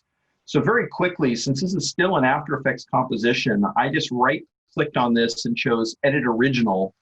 And I'm going to go in and kind of dial that rain back again. And I'll show you how you can, at any point, if you think the motion is off, if you think there's something that you need to change in the shot, you want to have it reanalyze. It's a very simple and easy process to do that. You can do that right from within Premiere Pro. So while After Effects is firing up in the background, I'm going to go to some of my underlying clips here. So I'll go ahead and, as an example here, let me click on this clip here. You can see that this effect, auto reframe, has been added to this clip. And if I click the edit keyframes, you can see that it's added 4 keyframes to this shot so that it kind of slides the clip over a little bit to keep centered on the face of the gentleman in the shot. These are editable keyframes. If I need to come in here and move these keyframes around or play with them, I can. Let me see if After Effects is just about finished. There we go. Here's that After Effects comp. You can see I've got that rainfall effect. It's pretty darn harsh on this shot here. So I'm just going to go ahead and let's dial that down a little bit more. It's still pretty harsh. There we go. He still looks miserable, but now the rain is less intruding on the shot there. Since this is dynamically linked, I don't even have to close or anything. I can just come back over here to Premiere, and it should update. Now, I haven't reanalyzed this, but if I select this clip and hit Analyze, it found the face, and it's now tracking the face. So, cool. So yeah, this works on anything that, any video clips in the timeline. It works with graphics. It even has some special integration with, there's a feature in the Essential Graphics panel called responsive design position, and it'll take existing, if you're working with motion graphic templates, if they've been designed to automatically reposition themselves in different aspect ratios, it'll actually do that for you automatically as it moves the copy of those motion graphic templates over into the new aspect ratio. It'll use the rules that are set up in the Mogert to reposition the graphic for you. So what this menu choice does is it adds this effect onto each clip in the timeline, and every one of these is user adjustable. In fact, it's doing what a user would do. It's creating X and Y motion keyframes to reposition the content to fill the new aspect ratio that you're working with. So even when it doesn't get it right, it gets you towards your goal. And that's the best thing about it is, you know, it's kind of a, if you've seen how we do things with, you know, the Essential Sound panel with auto ducking, with some of the other controls like the color matching in the Lumetri panel, whenever we're using that artificial intelligence, it's always about making sure the end result is something that a human being has the ability to go in and tweak it and modify it from what it gives you. It's not a black box that you either take what the computer said is the right thing or not at all. It always helps you in some way to get you closer to your goal, even if you do have to go in and kind of tweak it and modify it. Any questions on auto reframe? I think we do. Oh, can you manually take over framing? And I think you did answer that. Yeah, you can go in. Oh, Bob wants to know how you can manually take over framing. So these are X and Y coordinate values here. So on any clip, I have the ability to jump around from keyframe to keyframe over here. These little diamond shapes that you see here are the actual keyframes, in the same way that you would animate the position value of the clip in the Effect Controls panel. So if I wanted to change the framing, for example, on this shot, maybe not have, like, I want his starting value, for example, maybe on this keyframe, I want him kind of moved over a little bit more. I could just grab the X or the Y value and kind of slide that over a little bit more. Maybe I want more of his hands at the beginning of this. So I'm just using the scrubby numbers here on this, this thing called edited keyframes underneath auto reframe to kind of move that value. And so now, you know, it kind of slides over a little bit so I can see his hands. If I didn't want it to do that slide, I would just like I would adjust other keyframes. I just have to expand this panel out a little bit. Let me make my monitor a little bit bigger so that you can see that. So if I'm using these little triangle buttons here to go to next keyframe. So I can find that starting position keyframe, and then I can modify it while the playhead is on a keyframe. I can use these values to move around, and I'm actually modifying or changing the value of that particular keyframe rather than going in and adding an additional one. So if this is the framing that I want, I have to change it in 2 locations if I want to keep that for the entire duration. Right now, there's a little bit of a push left or right. There's some motion between this keyframe and this keyframe here. You can see that. If that's unwanted, at this point, what I would do, there's a number of ways I could do this. I could copy and paste this over the top of the old keyframe, or I could just do something visual where I could say, you know, this is my starting position. That's a little bit too far over, but I do want to have it have some motion based on where his hands are. So maybe I'll just put it right there. And so now there's just a little bit of a motion instead of a larger motion. and I can hit play on this, and you can see what it's doing. It looks like I have to modify one additional keyframe here, or if I didn't want that keyframe at all, I can just select it, hit the delete key, and that goes away. There we go. Now, if I wasn't using this auto reframe function, I would have to manually go in and add the keyframes that I need to begin with anyway. So I would be using the same type of a property. I'd be using this under position. I'd be adding keyframes. I'd be moving the clip left and right to try and find the active area.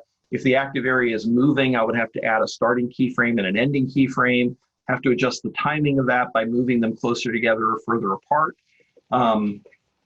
Since they did a pretty good job of picking out an area, a region of interest, just going in and tweaking it just meant tweaking the keyframes that it created. In some cases, you might have to delete a couple keyframes or add a couple keyframes to get the exact vision that you're looking for. But it definitely gets me closer to start with. I didn't have to go in and add 3 keyframes to begin with and then start playing with values. The keyframes were already there for me. Yeah, it's such a great tool. I had my first social media client that said, okay, we love the video, now we need a couple clips for Instagram, we need a couple clips, so can you reformat whatever? And I'm like, as luck would have it, I've got a tool that will save me a ton of time, and I put it through its paces, and it's worked really, really well. I mean, I think there's only been a couple times where, kind of like you described, with that one clip where I had to go in and tweak it ever so slightly just to get it, more in line with what I wanted. But usually it works right out of the box. It's a really handy, great tool. Yeah, I'm very impressed with it. It does exactly what's necessary, and we're seeing so much more need of different types of content. Really, really quickly, I'm just going to open up my graphics workspace, and let's see here. I'm just going to open up my graphics, and let me just take like a basic title here, and I'm just going to drag this, and I'm just going to drop it someplace that it'll appear on my screen here. And we'll give this just a second. There we go. Question about, can it fix vertical footage to be horizontal? It can. That's not a it's not outside the realm of possibility. It really depends on, obviously the region of interest in vertical video can be more of a challenge unless it's something that somebody is like panning up and down with the footage. It's always trying to figure out a way to denote what part of the image can be in the frame, and something as extreme as like 9:16 video, it usually does a pretty good job. If you've got like a human body that's outlined, it'll usually grab the face. It's very good at recognizing the faces in the shots and using that top part of the 9:16 video to fill the frame in the 16:9 shot. So it definitely goes the other direction as well. Here I've got a quick title graphic, and I can just put this up in the corner here. Let's resize it a little bit. We'll move it up here. And if I want to change this, I can click on my text tool, highlight this.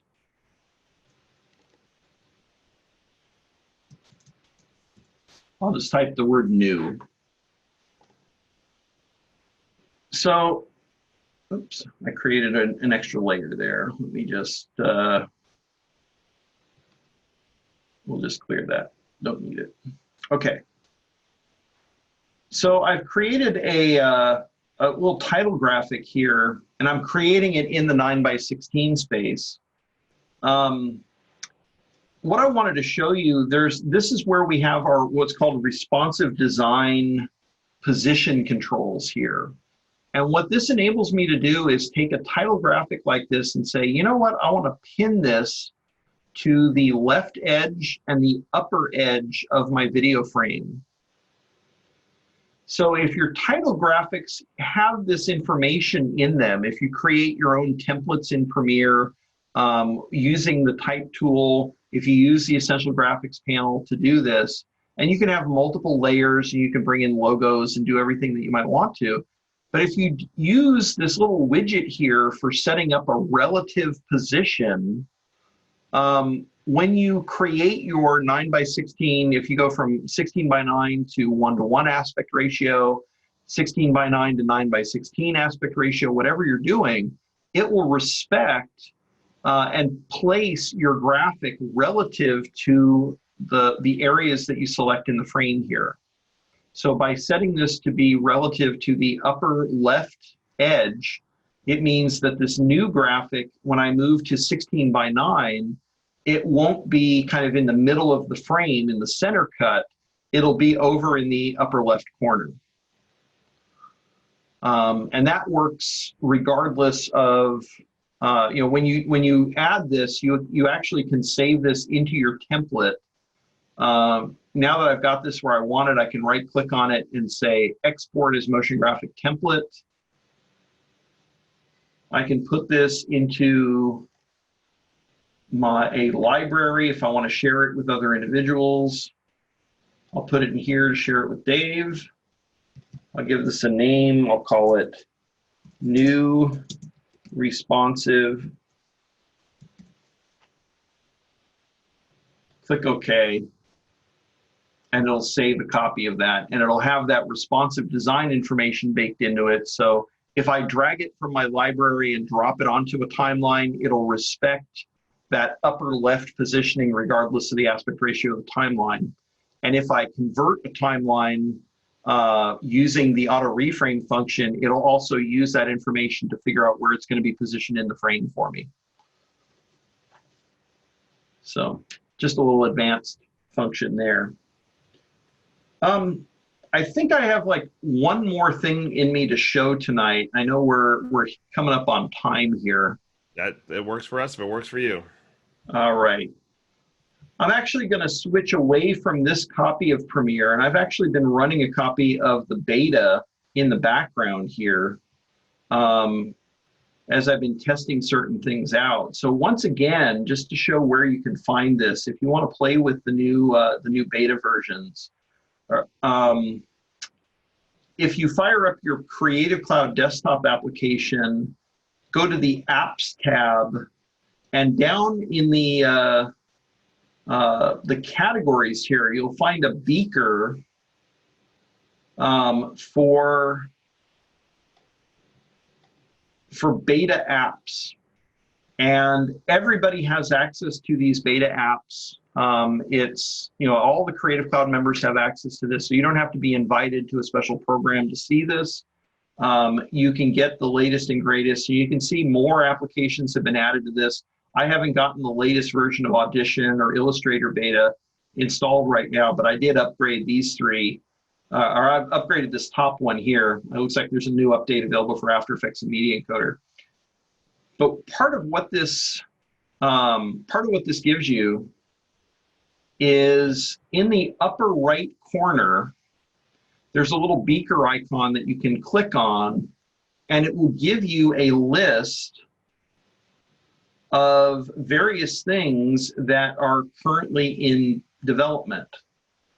So you can see what some of the stuff that we have coming is, what state of development it's currently in, and best of all, you can test it out if you need to.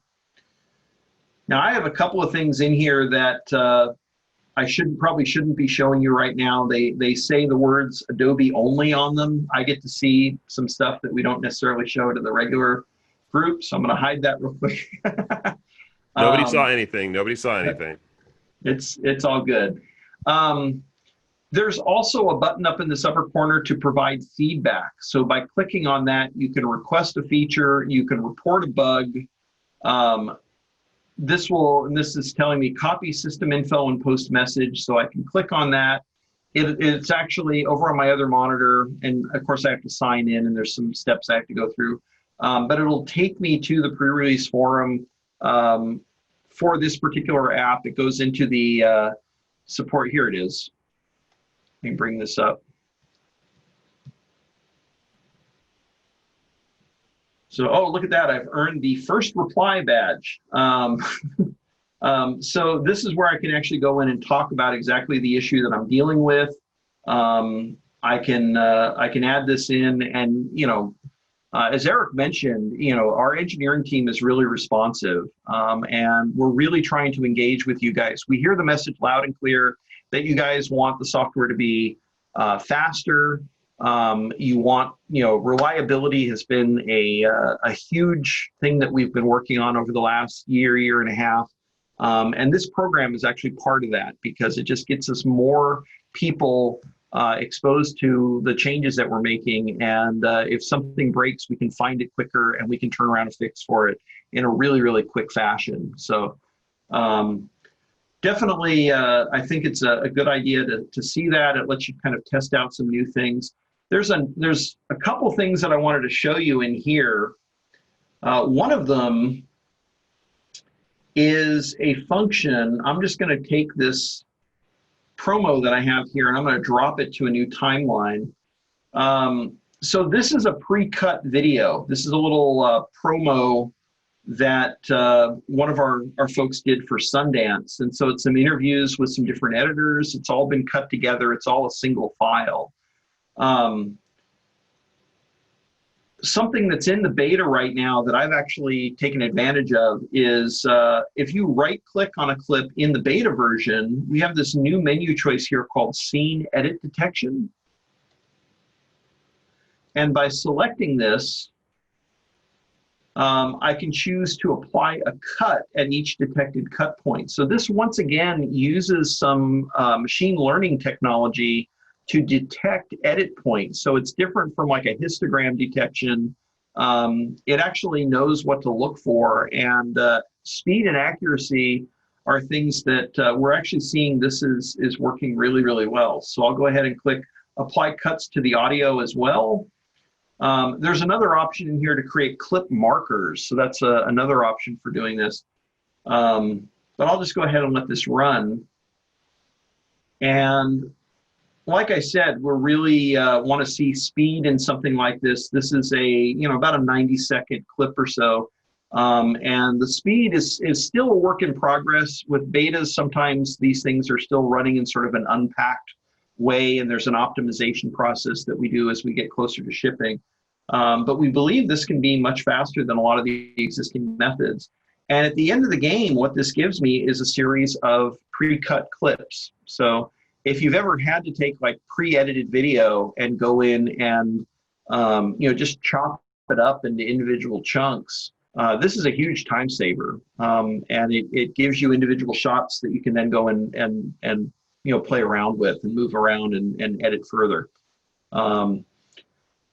So that's something that's pretty imminently coming. It's in a pretty good state right now. I do think we can probably optimize the speed of it a little bit more, but the actual functionality, the AI-driven engine for it, it's something I've had in Hollywood. We get a lot of this with promo editors needing to take like existing content that's already been cut together and recut it in a different way to give you those promos. And so there's a lot of interest in my group in getting this. It's a great feature. I mean, yeah, color correction as well. There's a lot of uses for it. Absolutely. And even as you're moving projects around, sometimes it's something that we struggle with a lot. There's different interchange formats like XML and AAF and ALE and EDL.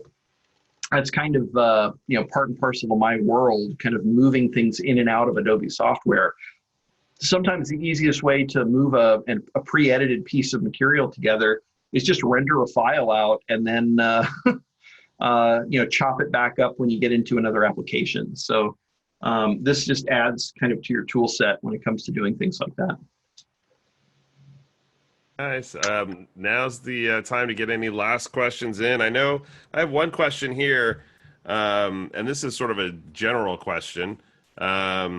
It says, every time I try to load a sequence from another project, the panel that pops up to the sequence just keeps spinning.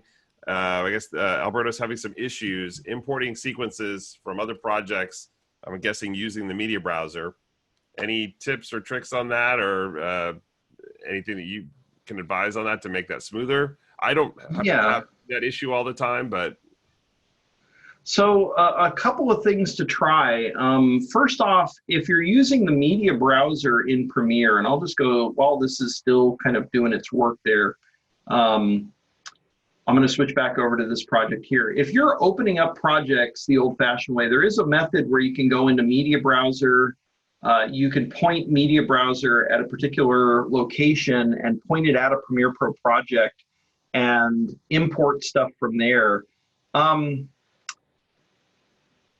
Yeah, a couple of things. When you double click on a Premiere Pro project in the media browser, it's actually going to show and open up in the media browser. Here, I can quickly do this. I'll just go into, let me go to a list view here just to make things easier. Just dive into my documents folder, and we'll go into my Adobe demo folder. And for example, here I've got well, let's find a good one here. Here I've got a project as an example here. So if I double click on this project here, we do what we call parsing the file. We actually open up that Premiere Pro project within the media browser. So it's a way of opening a project without actually opening the project. It's a way of seeing what's inside of that project. Depending on the complexity of the media browser, or depending on the complexity of the project, the media browser can take a bit of time to open. If that's a project that takes you, 30 seconds to a minute to open normally, it might take a while to open here. You might be better off, there we go, it's starting to open. You don't have to use the media browser to do this. You always have the ability to just go File, Open Project, and Premiere can have multiple projects open at the same time. So here I can just point at my Documents folder, Demo Assets, and now I'm forgetting the name of that project, but I can just open, here it is, Dailies Test. I can just open that project here. And sometimes it may open quicker in this method, and then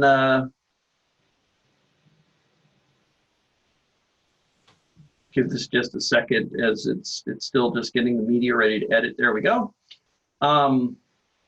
If I need to copy or move stuff around, I can actually just have both of these projects on the screen at the same time. And I can just drag from one to the other. So if you're having trouble opening a Premiere project in the media browser, just try opening it like a regular project. There's nothing preventing you from having multiple projects open in the current version of Premiere. It's been like that for a little while. Yeah, that would be, that's a good thing to remember. Yeah. The other little troubleshooting trick, if you're having trouble in both cases, it's like no matter what, if you've closed Premiere, open it back up, you try and open that particular project the normal way, and you're having a lot of trouble with it, that's something that Eric and I were talking about earlier. It's always a valid troubleshooting technique to create a brand new project and then import the old project into that new project. It like I said, it does clean up certain things. A couple of, if for some reason a project is just getting really weighted down, it's not opening very quickly, using that technique can actually help to alleviate some trouble. It rebuilds the file header. It looks to see if there's like duplication of data. Sometimes if you've done a lot of Warp Stabilizer and you've analyzed and reanalyzed certain clips because you're moving things around or slipping the source around, it can build up some it's just like extra data in the project, and it does have a kind of a cleansing effect to import an old project into a new project. So it has some merit to try that technique as well. One last question. If anybody has last questions, now it's time to get them in. But I did have one thing, just because this comes up a lot. It was something that you mentioned early on, and we'll look for a short answer because I realized we could do a whole meeting about what I'm about to ask you. But you talked about building systems for David Fincher and for other editors like that. We get a lot of hardware questions in the group, and I guess if you had to sort of sum it down as to when people are building a new system, RAM, CPU, GPU, and then of course storage. Storage, I'm assuming, you always want the fastest storage. So that's the answer for that. But GPU, RAM, and CPU, if you are allocating budget, what would you say should get the most love of those three things at this point in time with the current version of Premiere? I would always say my favorite word when trying to spec out systems is to get very zen and say balance. You need to make sure that you have a balanced system. The easiest thing to do, particularly if you're doing long form content, if you're a documentary filmmaker, if you're cutting feature films, or even like hour-long episodes, I would still kind of put on the long form side of things.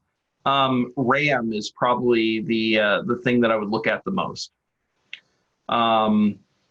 It's one of the challenges that I've seen in the past is people skimp on RAM. They think, well, my old system had 8 gigs of RAM. I'll just put 8 gigs in this system and I'll spend the money on a beefier processor. Particularly when you get into like these multi-core processors. And I know a lot of people looked at the Mac Pro that came out and last year, and everybody kind of freaked out when they maxed out a system and they saw the price point. We're not seeing processors get faster. We're seeing more cores getting added to a lot of the processors. And while Premiere uses multiple cores, there's a point of how we allocate and we split up different tasks within the software. A good sweet spot for building out a Premiere Pro system is around 8 to 12 cores, somewhere in that neighborhood. If you start getting systems that are like 16 core, 24 core, you've probably overspent on the processor at this point. The CPU, the number of CPU cores that you want, generally speaking, there's a couple of exceptions to that. If you do a lot of red, maybe you want to have 16 cores. Red will sometimes, depending on your CPU or GPU and other things, it can take advantage of additional CPU cores. You also want to make sure that the RAM is balanced to that. I always recommend a minimum of 2 gigs per core. 2 gigs of RAM per core is kind of just I don't know what to call it. It's just a good rule of thumb. It's not an absolute. If you want to go higher than that, that's never a problem. That'll always mean there's just, it's like having a thicker notebook in your math class. It just gives you more room to work. The thing that's changing so rapidly is the GPU, obviously, the graphics card. I always recommend looking for a graphics card that has a minimum of about 2 gigs of video RAM at the bare minimum. And nowadays, it's pretty easy to get a video card with like 4 gigs or 8 gigs, even on a laptop computer. So that's kind of my rule of thumb.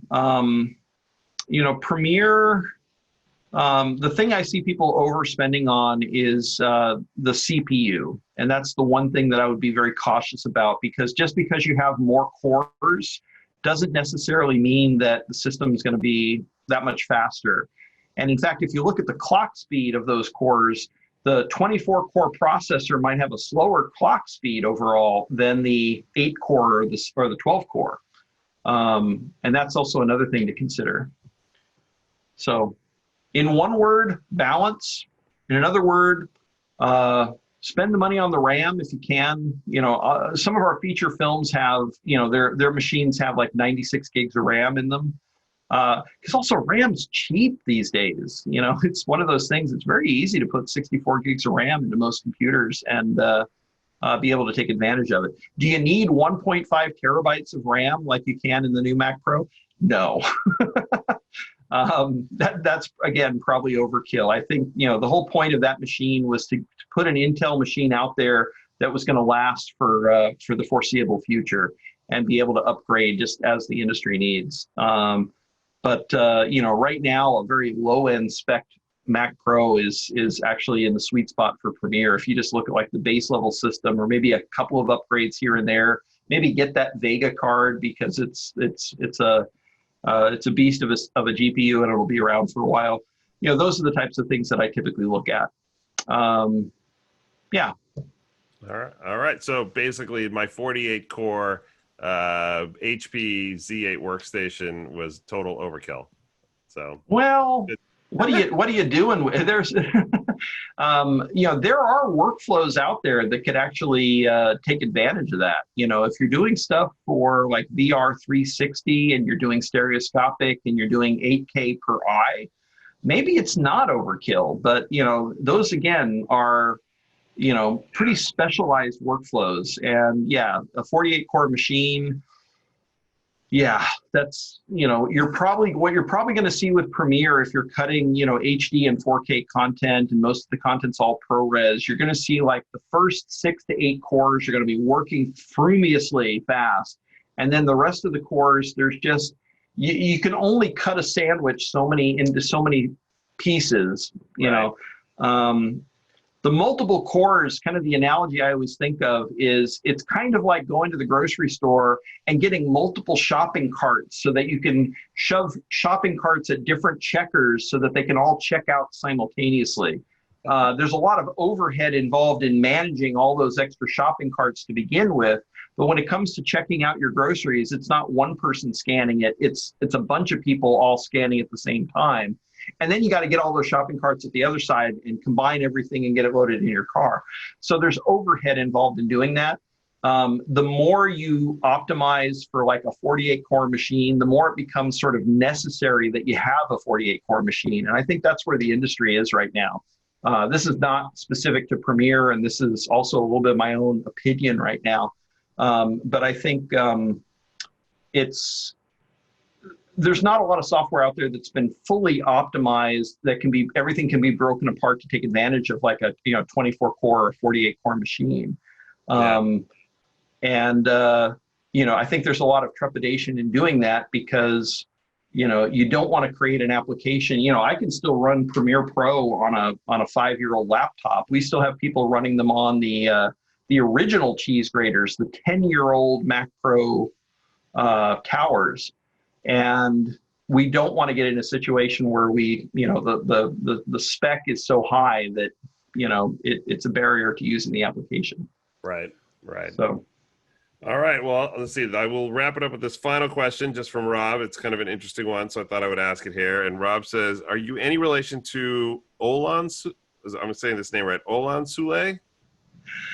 That's an interesting question because I actually remember seeing the name Karl Soule in, I think, if memory serves, it was at Hanna-Barbera Studios, like the Super Friends. I want to say it was like the Super Friends cartoons. He was somebody who worked on there. I've never discovered any direct connection or relation, but it is an unusual last name. So it's it's funny because I know that name from my childhood because I remember it was the first time I saw a television credit with the last name Soule. So good question, but I don't think so. Oh yeah, Rob is saying yes. That's where the name came from. So, all right. Well, Karl, I can't thank you enough for taking the time out, especially going over almost 20 minutes now, taking the time to answer all of our questions and show us all this stuff. It was amazing. I actually feel a lot better and much more knowledgeable on productions now because I've been kind of trying to wrap my head around it. And I feel like tonight I actually got a lot out of it. And so it seems like from the comments I'm seeing, everybody else did as well. So thank you for taking time out of your busy schedule to present for us. And yeah, everybody, that is it for tonight's meeting. I will get the recording of it posted up to our YouTube channel probably tomorrow. So look for it there. And yeah, I will see everybody next month. Thank you so much. And again, Karl, you are the best. Thank you, Thank you, sir. Karl. You're very welcome, guys. Thanks for having me. Thanks to everybody who attended tonight. Take care.